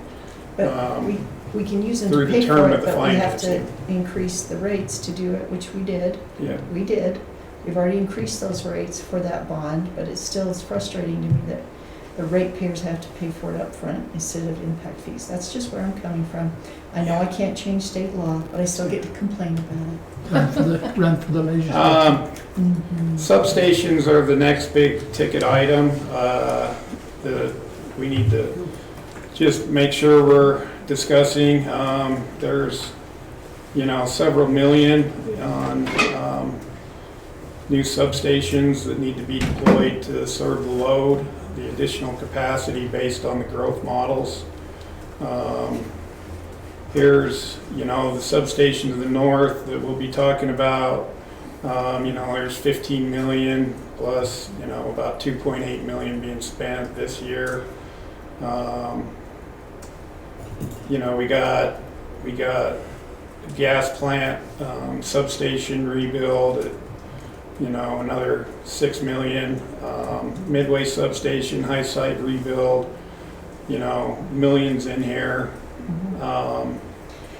Realistically, Jason, which one would be built first, given today's situation? Given today's situation, the highest priority would be this North Dam POD substation. Okay. And what would be the second priority, you think? Second priority is going to be doing this gas plant substation work. The plant one replacement? Yep. What about the Daniels Canyon with Independence starting to make some moves? Yeah, that could definitely push forward. But that really is dependent on, you know, kind of what the county ends up doing, what kind of other growth we get in the county as well out there. I don't see a lot. There's a school going in out there. So, Daniels? not Independence. out by Independence. A school? I've not heard anything about that. Well, they just own property out there and all that. The district? It's not It'd be a future elementary, I would assume. It's not that school property that we put into Sawmill for the school district. It's not that one. Yeah, so that was just reserving the space for them. They didn't That's what I'm ask trying to for make it up sure. front. Yeah. Yeah, I They don't just have heard plans that for it. school has some property on the Center Creek area. Okay. It's interesting. And then, you know, depending on what Independence does too, it's hard to say.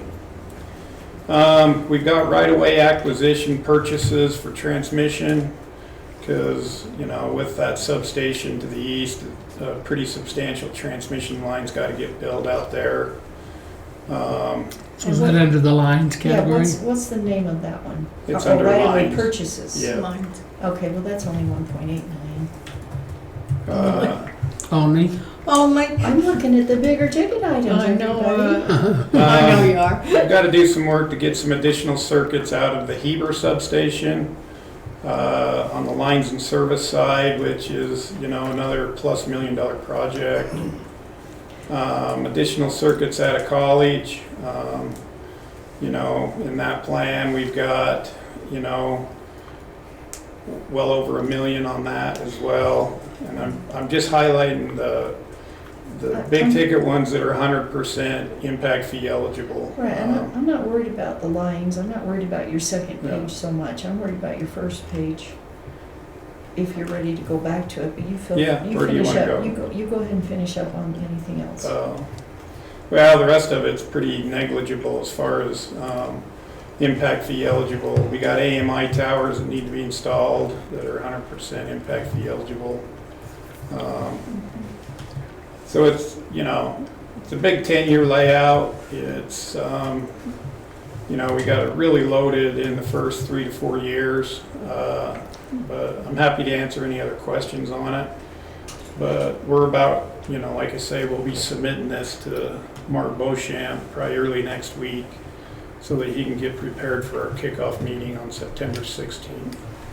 We've had a lot of questions in our city about the cell phone towers and the, you know, the taller ones and close to residential. So does your AMI tower use 5G? Or what's the radiation level that comes out of it, just so that citizens will ask when they go up because they're exempt, you know? It's in megahertz range, 100 megahertz. So it's not, It's like the okay. old cordless phones. Thank you. Thank you. I'm so glad to hear that because they are really set on height towers, you know, the height of the towers right now. So Jason, can I ask, will the lines need to be built only when the substations are built? Could you help me understand that process or timing? So the timing on the substation to the east property out in town, that's in Danieltown. The plan there is to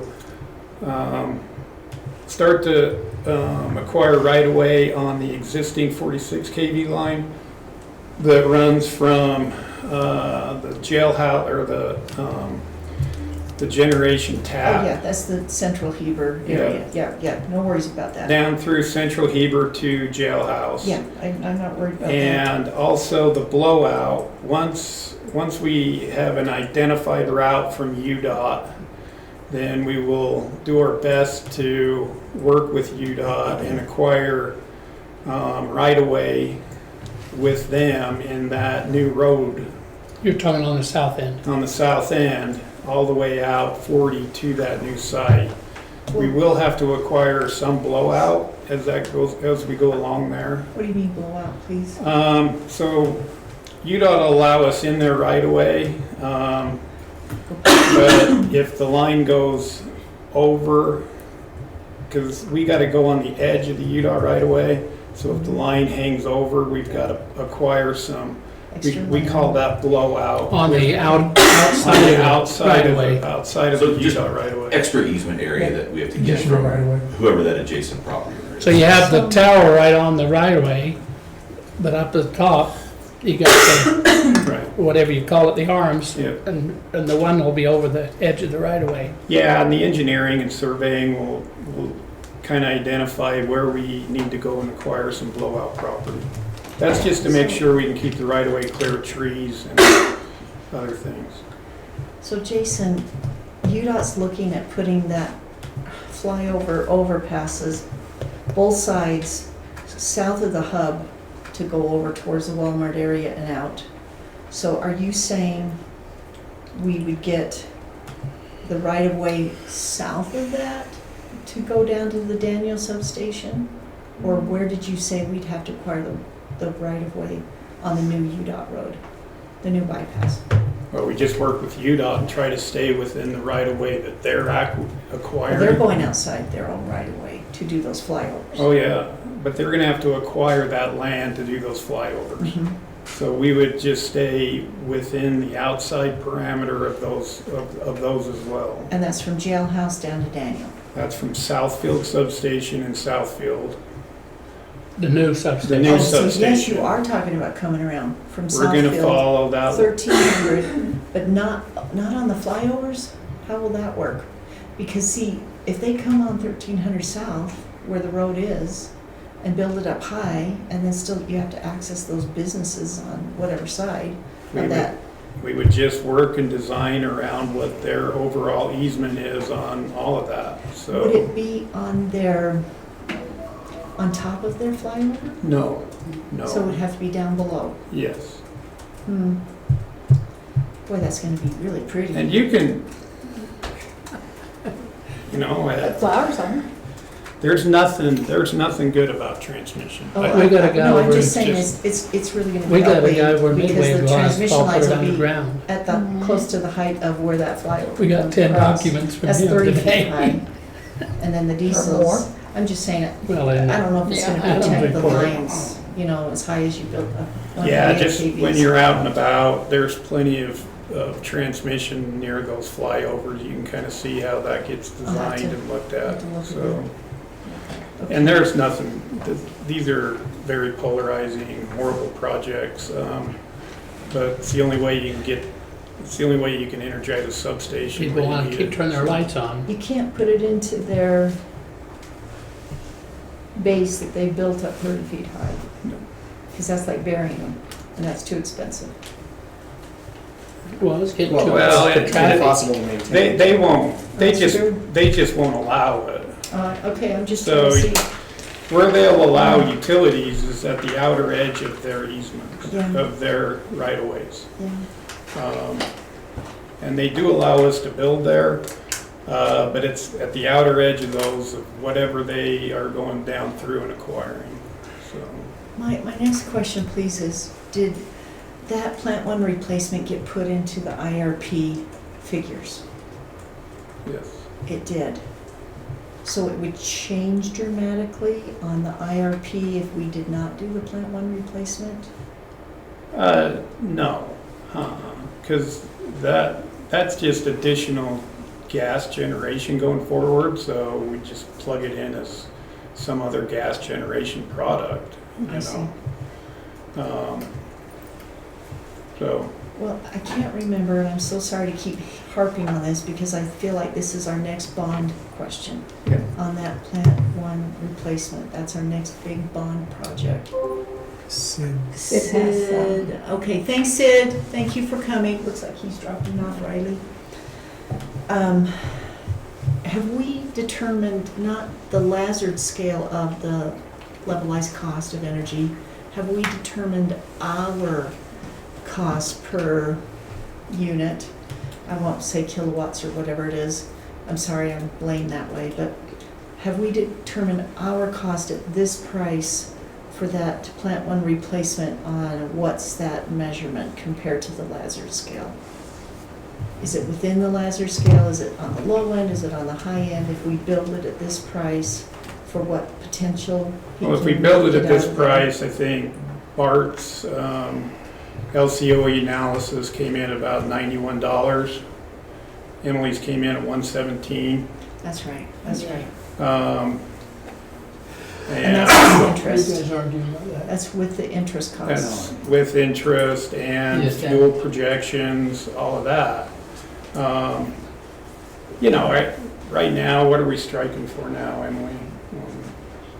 Current units? Just for gas, Yeah, $40. yeah. So right now, we're striking our units probably in the $55 range. You know, and So it could be double. market, you know, today is probably around 75, 80 bucks. So they're gonna run through peak because it's cheaper to run those units than it is to not, so. Thank you for that. Okay. Does anybody else have questions on the capital plan? We look at it closely.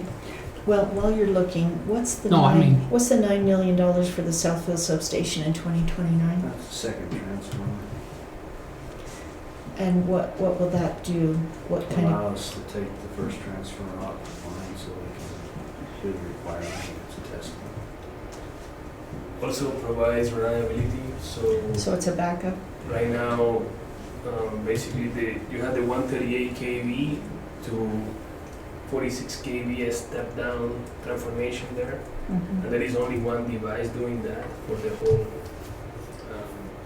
pretty much valley, most of it. So if we lose that one transformer, that's a bad day. It's new. It's new, so we hope it's got a lifespan, right? That's going to work. That's right? way back day, wouldn't it? More than a bad day. definitely would. Yeah. Yeah, maybe more than a bad That's day. somewhere. Okay, okay, that makes sense, even though I'm not happy about all the numbers, just, that's the way it goes, right? Well, and I'm not as conservative as these guys. We have another feed. I mean, we can still take, in that emergency crisis, we can take a 50 megawatt feed from the Midway substation. And we have plenty of tools to keep us under 50 megawatts in the term that it takes for us to put that second unit in. These operations folks, yeah, they're Johnny on the spot. They're scared to death, but. Hey, do we have an N1 rating for all these projects? As far as how much duplication or redundancy it will build into the system? We're planning all these projects as with an N1 contingency to it, so. Yeah, I'm just wondering how much more redundancy we'll have with this.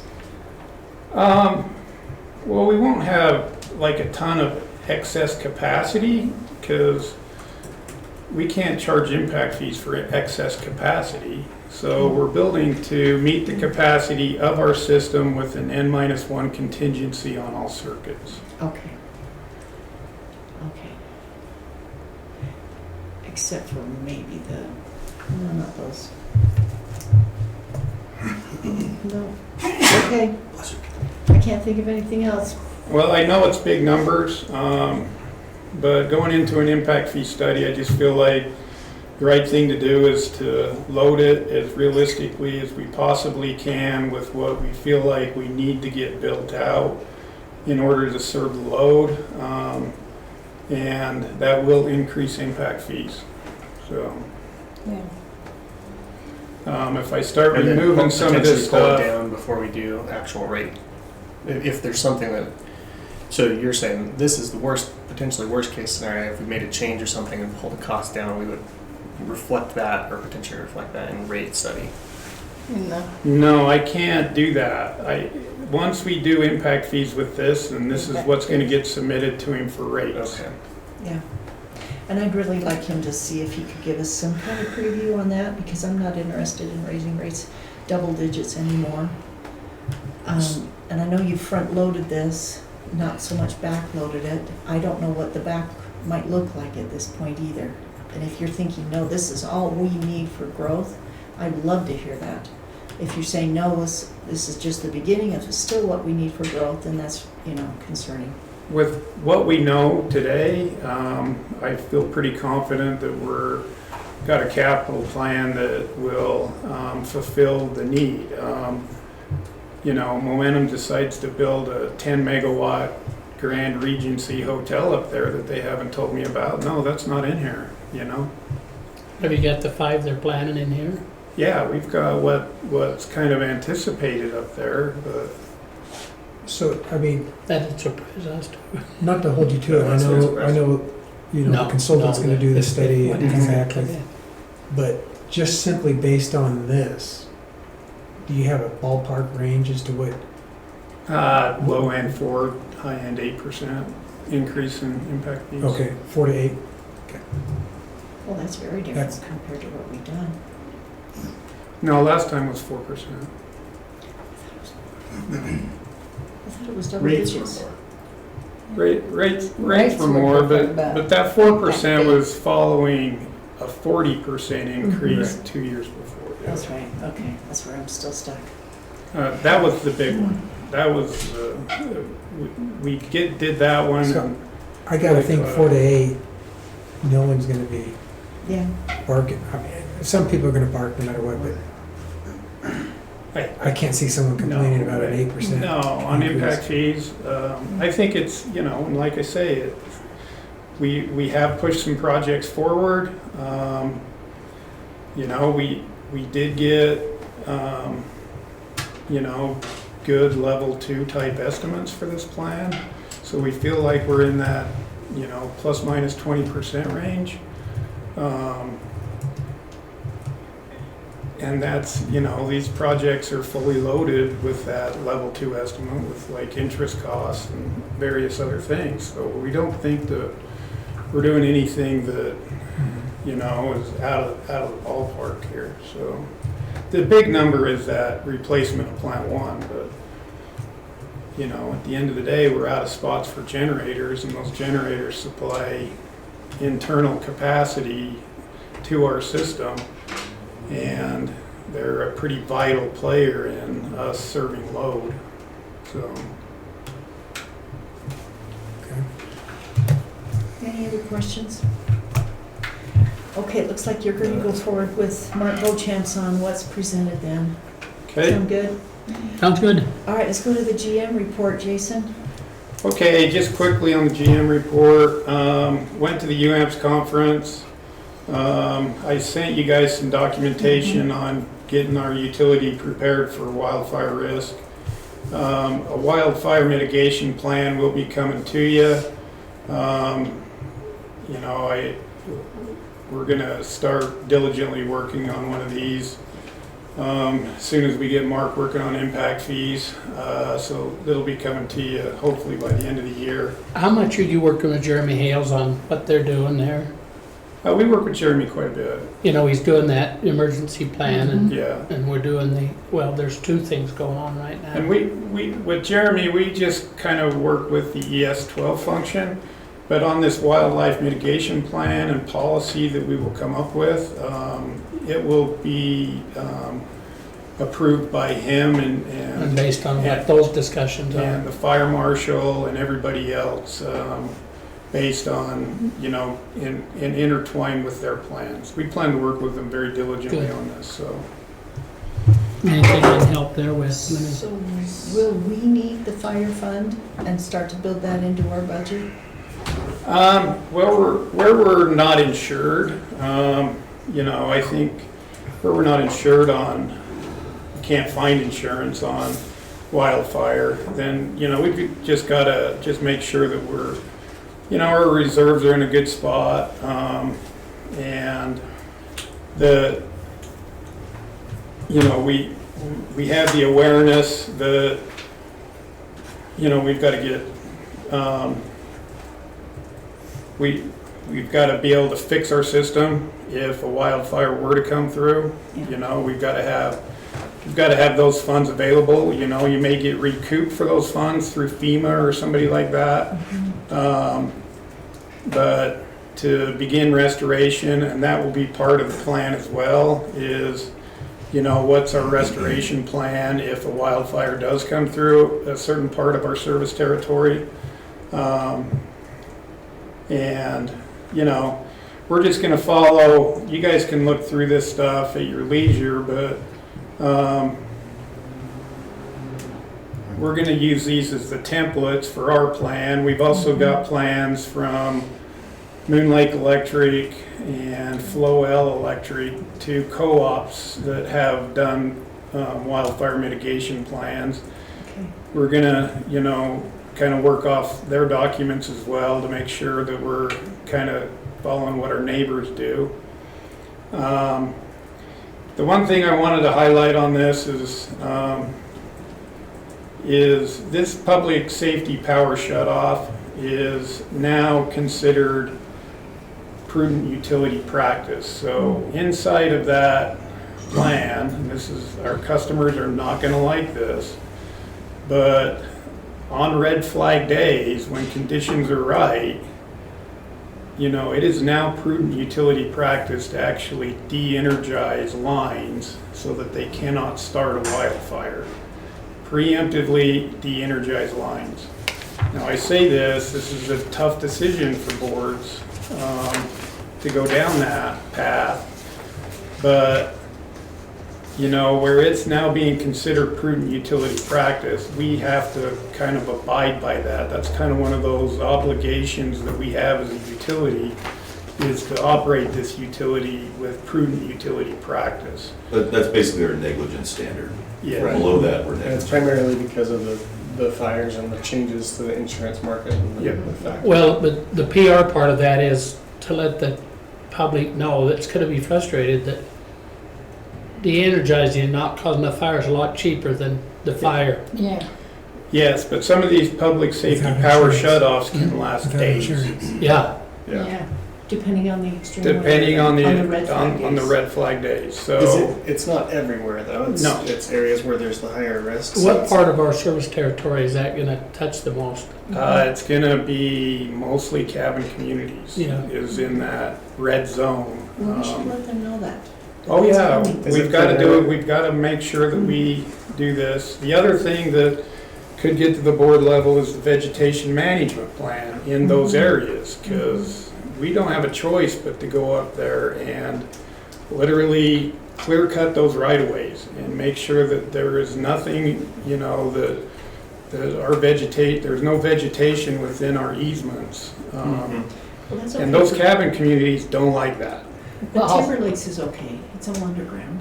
Yeah, Timberlake's is all right, but So it's there's just still. mostly the, Well, but Interlock if you and work with the Swiss fire Alps. department, they've been very active on that, to Yeah. clear cut Yes. around cabins and that. yes.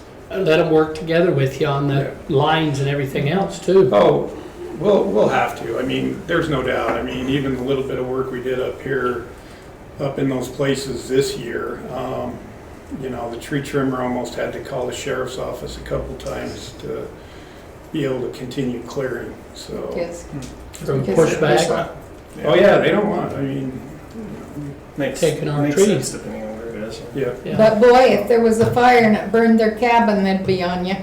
How, So anyways, at what point do we need to put in, a formalized decision of these are the areas we'll shut down when these conditions are met kind of plan that's public? Kind of a public notification. Because I wonder if Right. That's gonna- before that, do we want to put out some maps to say, hey, we're starting to think, and these are the areas that we're starting to think about? yeah, I think that's gotta be part of the mitigation plan. Is one, identify those areas, and two, keep in communication with them, especially when fire season starts, that, remind them that we will be doing public safety power shutoffs on red flag days, prepare your home for it, at the end of the day, I live up there, I'd probably buy a generator, I mean, Exactly. so, Exactly. because, Well, And then with do enough we notice, do they rebates think on about those? that. Yeah. so Do we do rebates on generators, right? anyways, I don't know why. so big changes in the utility front regarding wildfires. I'm sorry, the question was, at what point do we need to put that into place? Is that a 6 months from now? Is that a year from now? Is that, we're already negligent technically, and so we'd be sued to death right now if we didn't have it? Like, at what point do we need to do that? So currently, on red flag days, I'm putting circuits in one shot. So if it's a circuit that is, in that risk zone, then we've been taking the relay settings at the substation or the reclosure level to one shot. And then if that opens, we don't close it back in until we do a full inspection. Yeah. So, and that's the first line of defense. We've got some more protective equipment coming to be able to isolate stuff better for that situation. So, we've got stuff on order for that, and we've just done a bunch of system hardening this year up in some of those communities. We've had crews up there hardening the system until it got to be red flag type days, and you just don't even want guys up there working. So, Well, the one-shot closure and the delayed turn back on, I think, is super defensible from Heber Power and from a board perspective. As far as something already happened, we're being cautious about turning it back on. My question is, at what point do we want to, or do we need to formalize when this happens, we will shut you off before there's a trip, before there's a short, before there's, again, I think this may be more of an Adam question. Like, at what point do we have to have this in writing so that we are not negligent? And a So PR that- effort on it. I mean, the in-writing part is our wildfire mitigation plan, that's part of it. That is anything but a clear answer, exactly where that duty Spoken like a lawyer. exists. Dang it. well, we're gonna get the. We're gonna want something solid before April, or probably Before next For next season? season. Next year. just for insurance. Oh, we have. Yeah, because otherwise we can't go back to market without some kind of Yeah. showing that we're Yeah. ready to do this. We're gonna gonna be asking for that kind of documentation, so this is definitely. I think it's one of the things I, that residents will be the most, if we can get ahead of it, I think they'll be less likely to be super duper upset. They're going to be upset, but I think, you know, There's going to be a lot that some are basic understandable batteries is about enough it, to and there's going to be one or two that are just horribly, horribly mad. Yeah. Well, we'll have to get over We that. can't, it's a liability for everything. We can't, Are there any federal grants for Yes. small storage projects in your home, small battery banks and stuff like that? I that can help don't with know that about kind at of the stuff? home level, but in the one presentation we got in Truckee, you know, that speaker said that there could be some grant type money available for, you know, the system hardening portion of it. You know, once we get our plan done, we decide, you know, there's just too much risk right here. Let's put it in underground. There's no way to mitigate it. There might be a grant or something we could get for that. So, or for, you know, sensors on the lines. You know, some of that stuff gets pretty spendy. But as we get into this and really start developing the plan, we'll identify that type of stuff and maybe, you know, put in for some grants if they're eligible. So. Do we have any signaling from the insurance companies that that kind of stuff would result in a significantly lower premium, or is it more a matter of we're just not going to Right insure now, it it's anyway? just, can we get insured? Okay. I mean, That's the biggest We've got too many problem. costs. Right. What I'm worried about is the fire fund, and you'll probably get to it, because if we had to rebuild a part of the system, to me, that's equivalent to the reserves that Mark Beauchamp has always recommended, but that we've had to borrow to fund. So I'm worried that we're going to have to. Which is one of the things we talked about last Yeah. time, is how do we increase that reserve in a way that becomes part of a rate that we just have a new normal Yeah. that we don't eat into. But that's really sad, to have to go to the ratepayers again and say, okay, now we have to fund this wildfire backup fund. You see what I mean? Which may or may not be covered by FEMA if FEMA's still around, kind of a thing, you know? So I'm really worried about that. I think that fire fund could be higher than any reserves figures that we've seen. And the ratepayers can say, you know, it may never be used. Right, but they've got to pay for it. We've got to fund it. I don't want a bond to fund it either, so that means rates, and that means probably double-digit rate increases again. Bart, you're not saying anything. You're just smiling. Is that true? Is that somewhat accurate that we're looking at? What do you think? We're gonna have to do something if we're gonna build that kind of reserve, for sure. But our best solution here is to mitigate the risks by proper inspection, proper vegetation management, and just take away that risk of fire. And just, we're gonna shut her down when there's a problem. Yeah. we're gonna have to take away the risk of us starting a fire. But Yeah. it still might happen. But So it- the fire, Still might it can happen. still happen, Fun still makes but sense. But, you know, I mean, a campfire I is think- not our risk, and we still need a fire fund. yeah.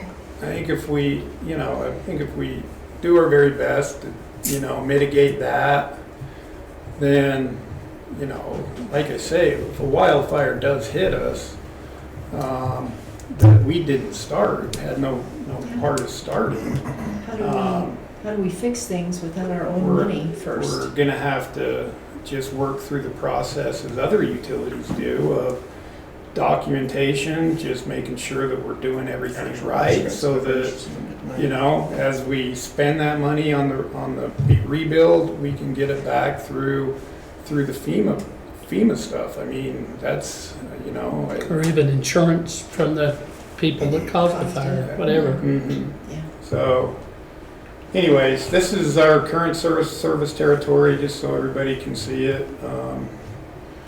I put it in the packet. You can see that we're at about 172 square miles now. And a lot of that, if Independence develops and goes clear up into here, that's all in that kind of, They'd be on the high-risk 504, range. 502 circuits. Yeah.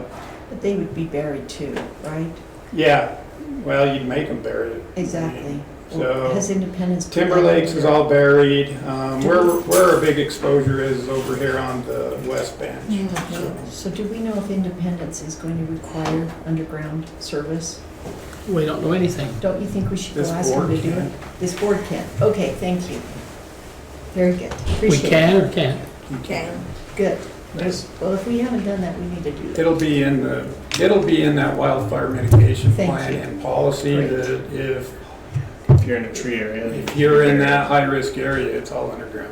Great. As you heard from Jody in our regional planners, Which was the West Bench area? she was Right pretty over elusive here, on what they're doing. south. I think she knows a lot more than what she was willing to So all share. the western side. Because I look at that Because the Colorado group that's doing that development plan that I Yeah, had. if you overlay the She fire didn't risk say anything zones, about that. I had to bring it up. pretty much. Remember, all I those was passing camping those maps communities around are- that.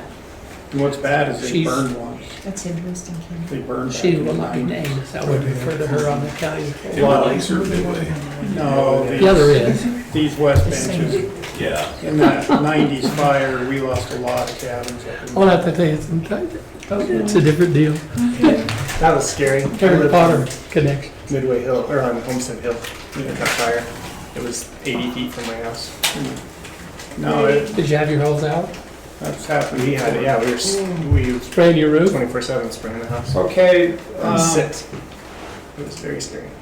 Really those scary two- process, that one. as far as the rest of the UAMPS report, those 2 gas plants are moving forward. There's clearly some issues that arise as you begin to develop those things. Nothing that has been talked about seems to be insurmountable at this point. It might be moving off of a piece of ground to a different piece of ground based on, discussions with planning commissions and stuff in those areas, but they continue to move forward. The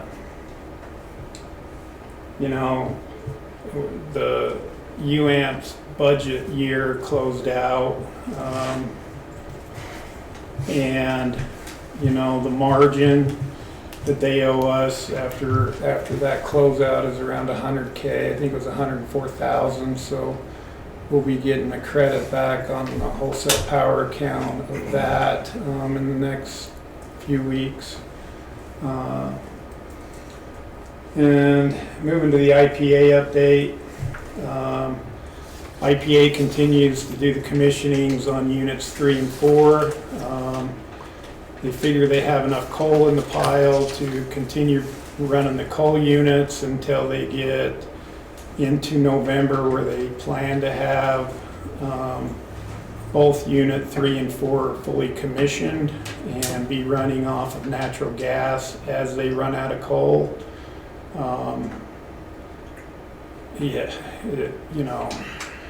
Meetings are very arduous as to what's going on with the commissioning process of those brand new Mitsubishi machines.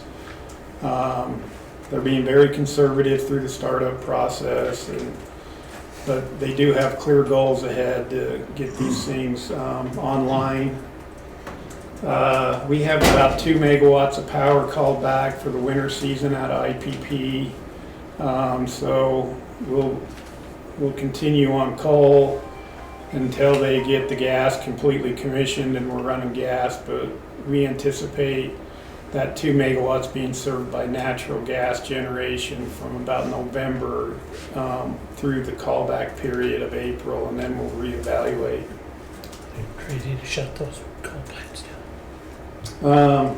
That'd be right. Employee updates, we have 2 new employees, and we were able to hire a journeyman lineman, Jim Madsen. He's a local guy here in town. He's worked for us before, to fill the role of the journeyman that we lost, that retired, Shane Carlson.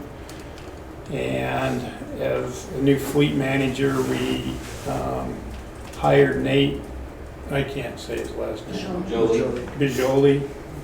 Okay. As the fleet manager, we hired him away from Summit Line. He was their fleet manager. So now they're mad those at are us. the 2 employee updates. Building update, they are drywalling and frantically getting ready for asphalt in the parking lot. All the concrete is, I'd say the concrete's at about the 95% level is being poured on, as far as on the site itself.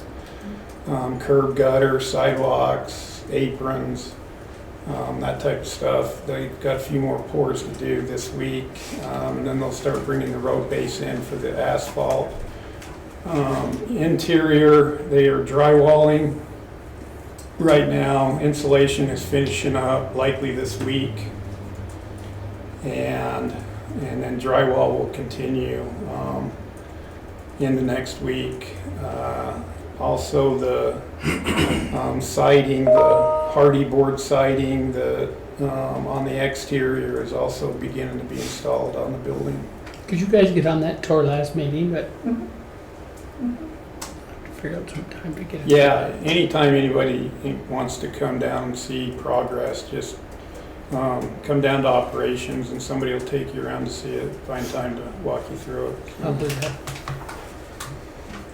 And that would be the building update. Okay. And that Thank would you. be my GM report unless anybody has any questions for me. Thank you very much. Appreciate you working on that whole wildfire plan. That's going to be huge, and we'll look forward to seeing that. Everyone, we're going to skip ahead to the strategic planning session, please, with the SWOT analysis and the human resources presentation. Who would like to do that? Nobody? I can pull it up.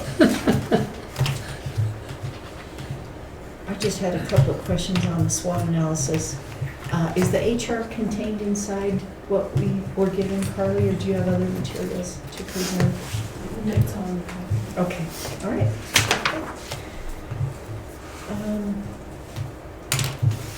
Yeah, back to the- Did you want to present on that, or do you want to just take questions? I'll just get the plan up and we can talk about SWOT analysis. That's great.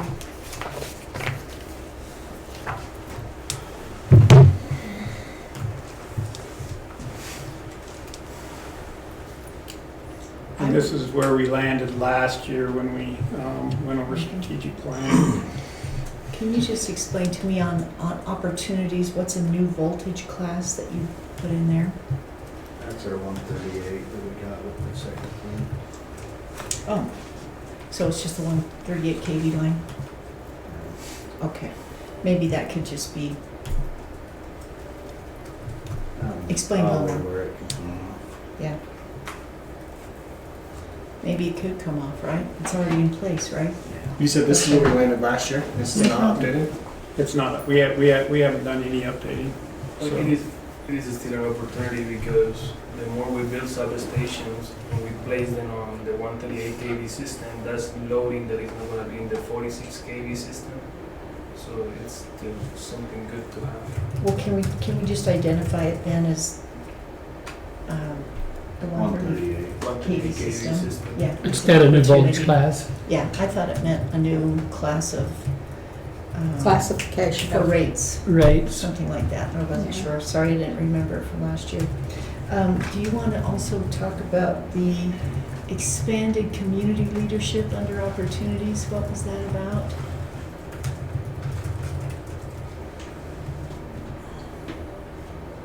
Sorry, I don't remember. well, we've got a couple of things in place. You know, like we kicked off the newsletter, Okay.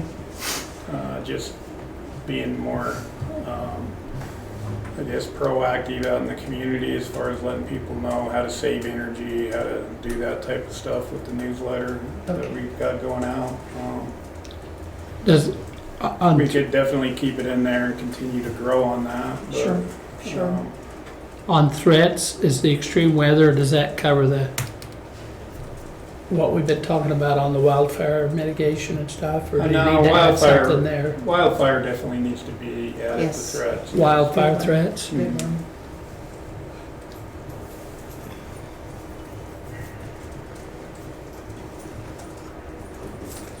Is this that we've got, is this considered a draft?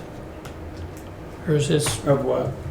Oh, of the strategic plan? strategic, that's the current strategic plan. That's the current one, but the date's changed.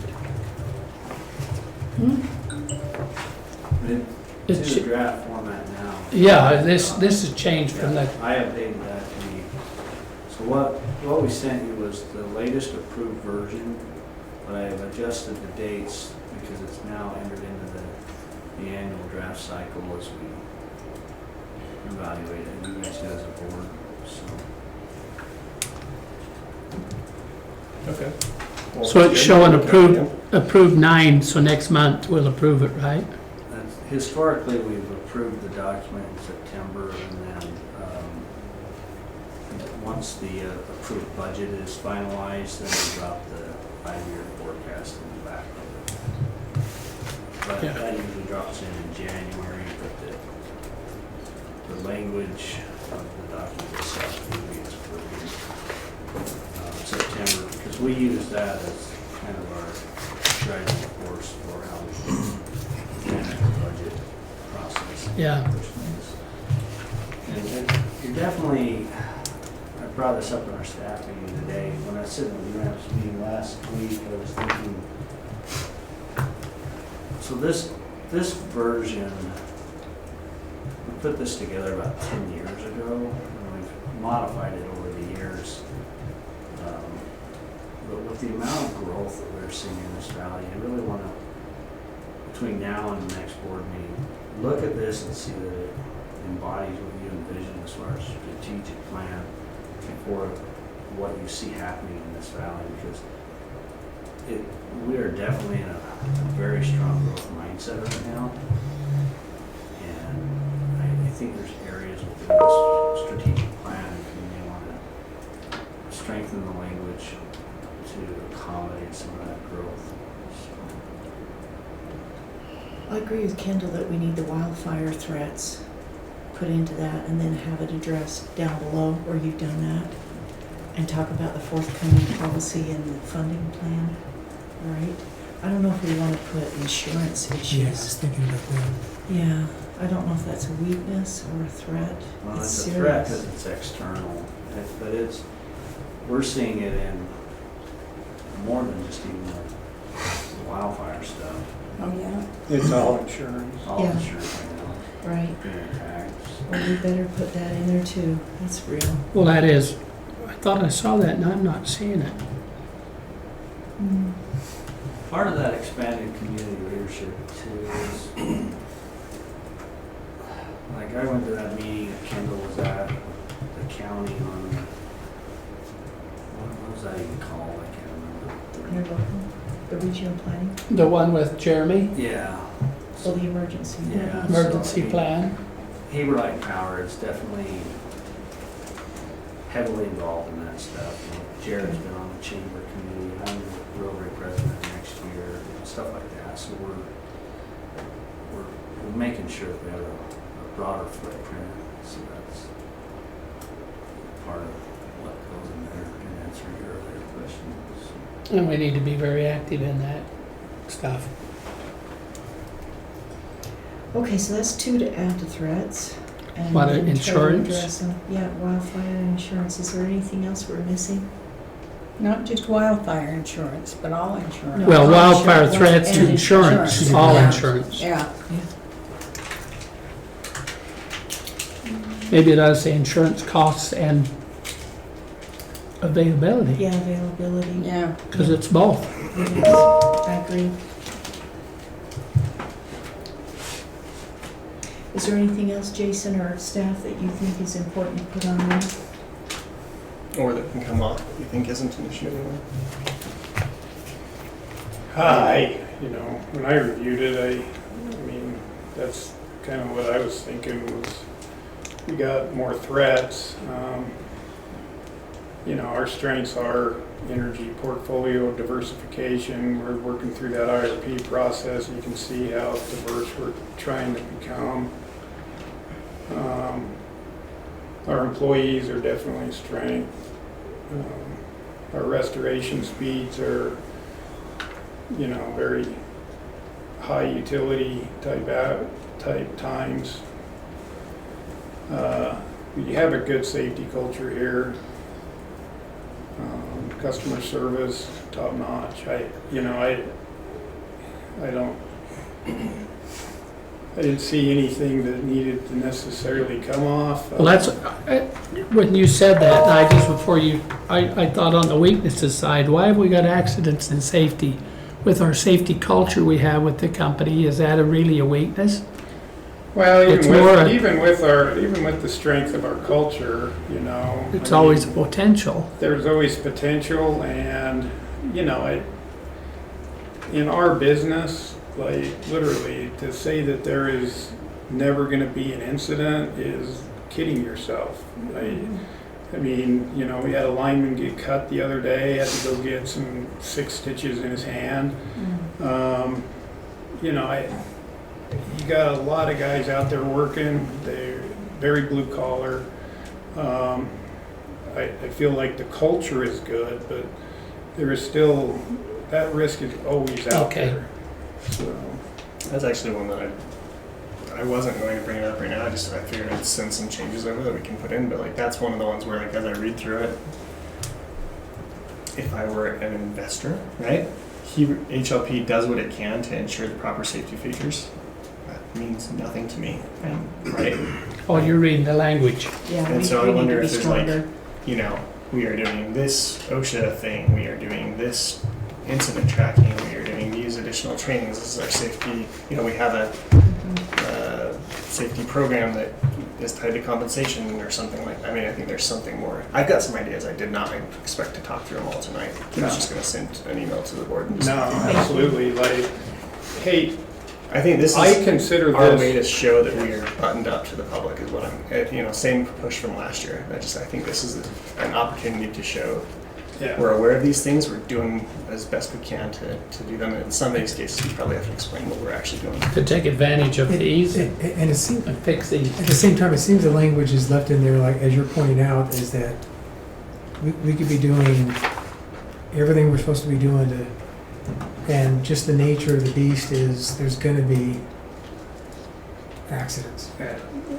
You're gonna have that employee that makes a mistake. You're gonna have that, untimely vehicle accident. You're gonna have, but just so the board knows, I consider this document your document. So I don't put a lot of my hands on this document. I mean, we drafted it, but strategic planning is really the board level, and then staff needs to take that plan that the board puts together, and then we need to set our goals and business accordingly to that. So by all means, this is the first time you're seeing it this year again. I welcome markups on this. It really does need a good update. So one thread I think that we really need to consider putting in is permitting For new projects? easement right-of-way work. Oh, yeah. It was a nightmare to permit the second point. For us to permit a substation out on North Highway 40, you're gonna have people come out of the woodwork that you don't hear of now. Who knows what the county's gonna require, or the city's gonna require on any lines going to or from that facility that we'll have to do. Okay. Yeah. If we have to put a substation direct east, we gotta go 1,200. And last time we brought going up 1,200 to this board, we had a board member adamantly opposed to it and fight us heavily on it. So that's just a significant risk. That's what I was thinking. I was thinking about the growth that we're going to have. This thing, Well, permitting, and if you just said right away, because property fells in, it's harder to get a right away. Mhm. So right away, yeah. That's a good call. Okay, that's 3 then. 4, Aaron, you did see this page about all the safety culture and Yeah. all the actions, Yeah. even if we can either refer to that or, you know what I mean? Yeah. I wrote that and everything. I'll send that in an hour or something. That's 'Cause it's- great. I have part of it here and the rest of it's on my computer in my office, so. Great. That's Just so great. people know, on the draft agenda for No, next month, Thank you. we've got safety coming, reliability coming, and financial strength coming as part of this strategic planning process for the September meeting. So Okay. tonight, we're, essence of time, SWOT analysis, and then we'll get into human resource. So, So do we want to go to human resources then with Carla? Sure. And is that the succession planning that's thing at the end? Down on page, Yeah, scroll to the workforce section. there we go.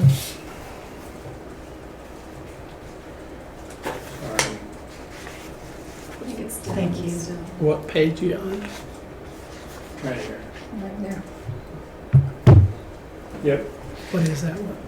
workforce. Hey. Thank you, Carla. Do you want to present anything or you just want to take questions? No, this is really just if you see anything in this section that needs to be changed or that's updated as far as like this document in the workforce. I mean, I've looked at it and I think it's still applicable. I had a pretty high degree of confidence in on the objectives on number 3, 4, and 5. I think we talked a lot about in the last year. Mhm. I don't know that I have the same degree of confidence in number 2. Just probably because I don't know what's being done. It's that new part down Yes. below. Well, there's isn't the piece at the end of this document, Right, and I saw that. I just mean which adds a little more. I don't know that we've talked a lot about it. Is what I'm getting at. So, what I'm getting at is, I guess, if you just put the stuff together for this meeting, it makes sense why we haven't talked about it. But if it's stuff that you're already doing, and it's just the first time we're seeing it, like, I just don't know. No, on that. we've definitely, we're always talking about succession planning, and we've had different iterations of a succession plan over the years, internally specific plans that identify like a key position and identify the gaps and then the risk of this employee leaving or not leaving. We've definitely done those before. Those are a little bit trickier because, just documenting it and continually updating it. This, what I have in the packet, really just identifies it as more of like a framework. So it's ongoing, it becomes integrated with our one-on-ones with the employees and then pushes it to those department managers to really focus on their department and where they're seeing where those gaps are in their department and how do we, what do we need to approach it. So it's really tying that succession planning in with employee development. It's just an ongoing process that we do. We've always focused on and put a high priority on employee development, but this just kind of brings it to be a little bit more intentional through that process. Cool. Yeah, so maybe The just idea add is- some of it. Can we just take this and put it under your actions as number 6 as a plan, so it comes up a little bit? It's before reliability and system betterment instead of being at the end. Can we put it there on that page 16 and move it up? What do you Is that- mean this? This part right here is, Incorporate this new document yeah, into the incorporate this new strategic one plan. right into the very end of your workforce actions, where it would be a new number 6. And that's on the page 16 of this document up above. take this new part and stick it That's in. right. Oh, so incorporate, Put it on. I mean, this is a separate document, so you want to take the succession planning document and incorporate it in the strategic plan? I think it would be helpful. I think it would show what we are doing, but what do you think? Any other ideas? I didn't know why it should be separate, I that's think all. that could be helpful. This is just a new write-up to Yeah. do a better description of what we're doing. Yeah, I mean, I You like maybe do this 3-page part, maybe not the, Yeah, not the One-on-one one-on-ones, not the stuff. one-on-ones, but Oh, no, just. these are all yeah. kind of like separate little random Yeah. yeah. pieces But I- yeah, I and thought stuff it too. should But I That's a like great the idea. idea of show what we're doing as part of that. Actions, we gotta, it's an ongoing piece. I guess the only thing I would say there is there something that is like a, I always call it a canary in the coal mine because I'm in IT, but like, is there something that like kicks off a faster plan? So, for instance, you know, do you have in your plan in your process already an understanding of an expected retirement date, and you work backwards and say, okay, 3 years in advance of an expected retirement date, we are already thinking of which in-house people, and we're already starting to think about what does a market look like, and is there something that We that would go faster if we all found out know, tomorrow we all had know 90 who's days? been here and who's how long, and so Yeah. that's one thing that, you know, we're definitely always looking at is, are those retirement dates? That's also, I mean, I've got everything kind of itemized out on my workforce spreadsheet as well. But that's also one of our RP3 workforce requirements, is to make sure that we're always like monitoring those retirement dates so we know who's out. I mean, because it's not just who's reaching their 30-year mark under, if they're a tier 1, it's like they have the option to buy out if they want to go at 25 years. And so we've got to There's be some able risk, to kind of keep track of like a couple of different like markers to see, you know. And these are the discussions that these managers are having too in their. They need to be aware of their department. Yeah, they are. And so we're definitely looking. We know who's on deck to Yeah. retire. Does your process include stuff like budget stuff too? So like either like headhunter type people, or costs for recruiting, or costs for sign-on bonuses or relocation, things like that, as you're getting closer to certain milestones? That was the reason I'm double clicking here is I went to 2 of the sessions in New Orleans about this specific thing, and it was mind-blowing, terrifying, and like a lot of information, and we're in a worse spot for that, I think, as far as Maybe, but access to talent. if we look at how I mean, if we were just looking at, okay, if I'm going to go out and need to go like buy some employees, how much is it gonna cost me? But if you look back historically about what we've done, we are a train and promote from within, which is kind of what that document identifies as well. It is easier for us to have an entry-level employee come in and then Work their up way through. the system. So no, we've never had like Never had to do a that. relocation or a sign-on bonus type of an approach to anything. Well, part of that's because we're a fairly attractive area to come to, Yeah. and a good company. Well, the one example from this gal that was in Indianapolis, I think it was Indianapolis, somewhere there, Indiana somewhere, was we had this plan internally. It was going to be this person. And then when we asked them about it, they said, no, I don't want to do that. And then everything blew up. You know, I don't want to move up We with didn't that. have any money for, we ended up finding someone, they ended up finding someone they had to pay relocation and significantly higher salary. It worked out, but Well, it was like the internal thought process of like, oh, this one's the shoe-in. It's like, no, I don't want to do that. we're a smaller company than that, and we know know the wants and people. desires. Yeah. Yeah. I mean, there is still always that risk. I mean, that would be out there Yeah. too. I mean, we could run into Maybe that's a partially situation tied and into stuff, retention but too, as far as like, are people saying what future roles they're interested in, so we know that, yeah. Cool. Not shooting holes, just trying to understand. Yeah, yeah. I still want the number 6 though, with this document put up in number 6 if that's possible. Maybe not word for word, but at least Yeah, good summary of it. the basis Yeah. of, That'd be great. It just helps the board and the public to know these are what we're doing, right? This is what we're doing. And I liked seeing it. Other than this document, what we just included in the packet, unless there's anything else specifically in the strategic plan wording, what was in the packet was the summary of the one-on-ones. If you have any questions or comments on that, that was from earlier this year.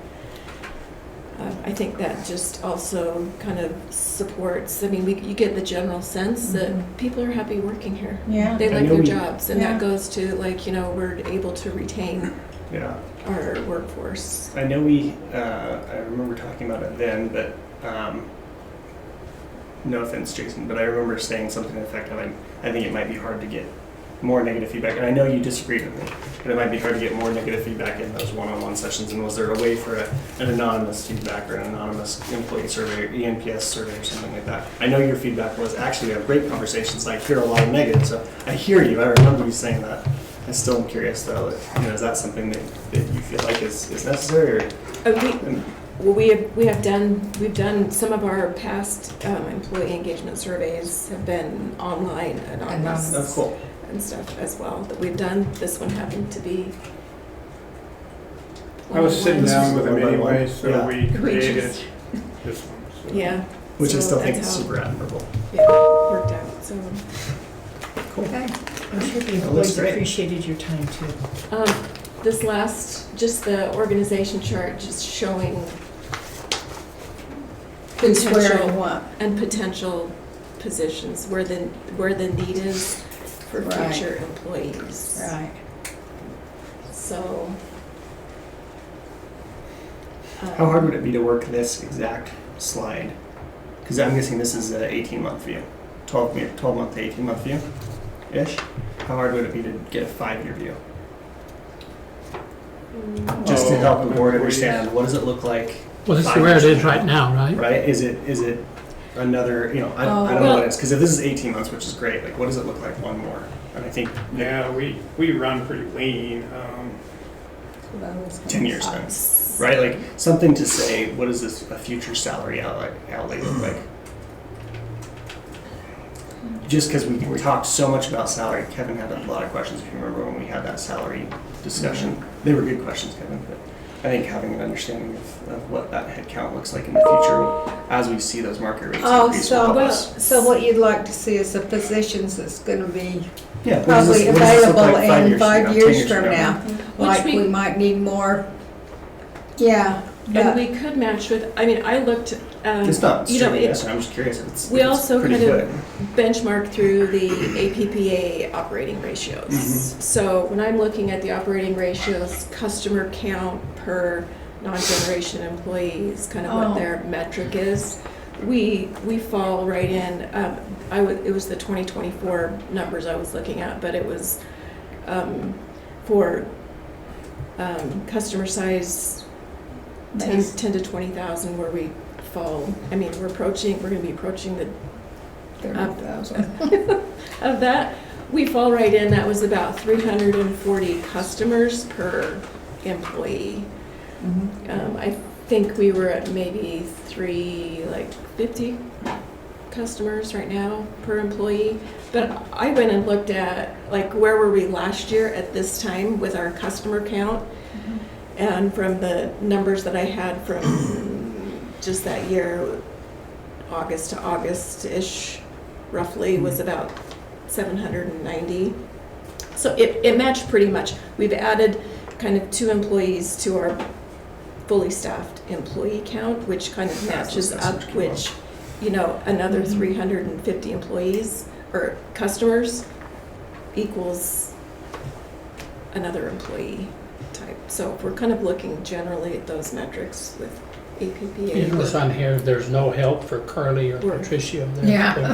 I mean, I'd love to see No, like I or say, how a can I 5 work year, years 10 on my year, career? whatever But it is. yeah, but You no. know roughly and we that's- can- You don't want an I think engineer that it's helper? kind of following Oh, with, yeah, I that'd be think great. we could probably follow with our growth That'd be and great. Sure. say, here's our growth in customers, here's probably where we're gonna, And, I think and it just helps. eventually the human resource It'll just help manager the may board to need to have understand an what roles assistant. there are. maybe. 'Cause Or there's You know, Patricio. just, a couple of us or that might not be the same in Patricio, 6 months. right. True. So that's just something we look at year to year. Can't always be the same.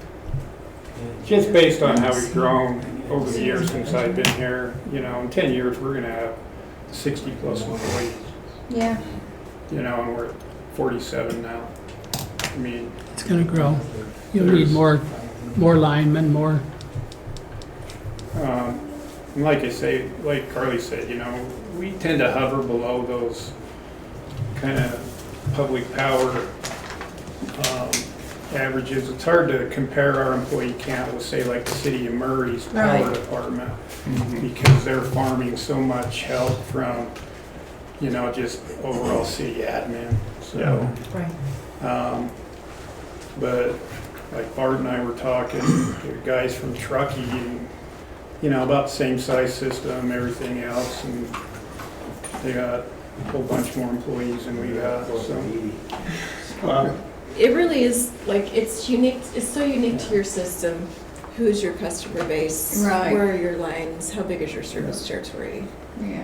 So, but I think this is a good It helps. short-term look. Some of these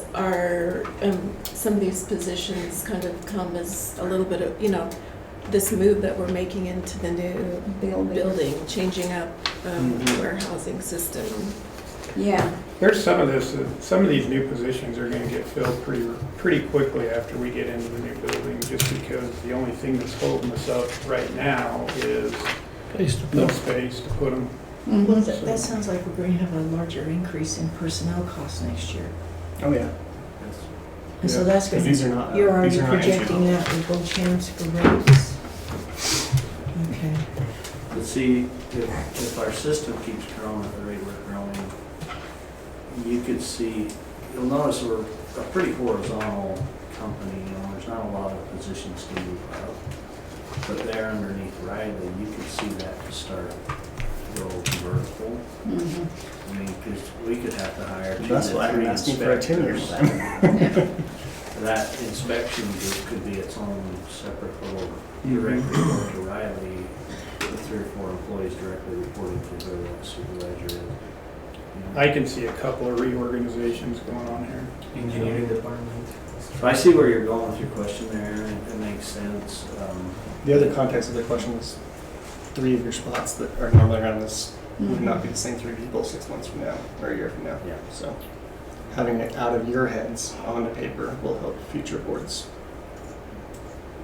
So can we relabel this last chart here for projected 2026? Is that what you're looking at? Projections for 2026? and- Oh, I have, Or maybe 12 to 18 months or 2 years. Or, I yeah, haven't 20 to made that. 2027? It's And just, then another chart that Aaron's asking for, say, 5 or 10 years, your best guess. I think that's a really good idea. A different chart too would help with potential retention and potential succession plan too, just because people will feel, to your point, that is one of the risks right now, is that it's very horizontal, which is really hard from retention. Thank goodness it hasn't bit us in the butt too badly, but that's hard actually, and it's frankly even harder with younger people coming into the workforce. Is that possible, Carly, to be able to do that second chart and relabel this one? Mhm. Thank you. Thank you. So we'll look forward And I to don't know seeing if that, I that's guess, in necessary next September. week, but for me, I mean, No, it'll be it's just an September. interesting thought. Yeah. Right? In September, we could review it again. Cool. Thank you. It's very good of you. Any other concerns on the strategic planning session? No, I think that's great. Really glad that you went and heard all of that in New Orleans. New Orleans. That one was a scary class. I'm sure it was, because they probably talked about the demographic cliffs that are coming too, right? We talked about that, talked about inability to hire and train in services. They, that one was even talking about how they're they're starting to give scholarships and company vehicles for very menial jobs in high school, so Yes. that high schoolers There don't you want to go. leave. There you And go. like, which is way early. It is. But they were, yeah, it was really scary. That's what I was thinking about too. We'd have to be offering It was scholarships. super eye-opening. And maybe do it through CAPS and bring in that pipeline right from high school. Same for city and same for county workers too. Mhm. I don't know if you Yeah, want we to have add similar that problems in. in the city. We should Yeah. probably do something like this, actually. Yes, Back yes. in Matt should probably do something like Yes. this, actually. I need a swimming pool too. Nice, Oh. nice. Oh, Retention goes in one up of if there's a those new swimming bays, pool. huh? Got it. Yeah. Oh, Why not? wow. Okay, but you'd have to be the pool guy too. Cross training, yeah. I don't know, Okay. pools and electricity generally don't. That's so true. It would be bonded to ground. So anything else, Carl, you'd like to discuss? Jason, anything else you'd like to discuss on the strategic planning session? Okay. No, I think All right, we'll we're really make, covering the gamut here. we'll make those adjustments and circulate out a new draft for next month. Like you say, next month we'll be talking about safety, reliability, and financial strength. So Cool. And if you as board members have any suggested edits, by all means, get them. to I'll me. send Yeah. out a couple of these. we'll get them in that next draft.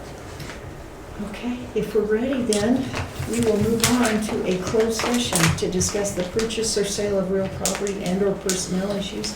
Would anybody like to make a motion to go in? Motion to go into closed session Thank you, for Kendall. purchase real property and personnel issues Thank you. Is after a there- short break. Okay, we'll take a 5-minute break then. All in favor of that? I second it. Oh, well, I'm sorry, Kevin beat you to it.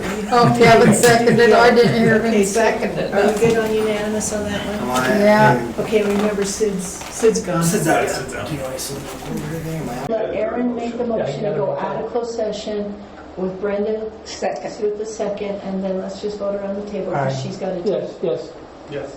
Yes. Yes, okay, that's unanimous, 5-0, Sid is excused. Okay, now a motion to adjourn. We need a motion To buy that property. to purchase that property with Kayak. kayak funds. I'll make the motion that we buy. Can we do it if it's not on? We'll take direction. Yeah, let's take direction, and we'll do it on the agenda next time to approve it if that's okay. Yeah. So do you want to, Direction, I think we all agree that we want to move forward with it. It's at the asking price that was approved. Yeah, We're good. okay. okay, but we've got to get that on the agenda next time to formally approve, okay? Just for the transfer of the funds, yeah. Yeah. We'll get that For on. the purchase of the property and the transfer of funds. Will that hold you up? Do we need to do a special No, something? because we already have a motion to purchase the property at a price. Was it Okay, so it's 3.1? just transfer So of it's funds. just the transfer of funds that we'll bring to the September meeting. Great. So, Okay, that's Now we very need a good. motion there? Yes, please. Motion to adjourn? Thank you. Second. Thank you. All in favor? Aye. Aye. Unanimous.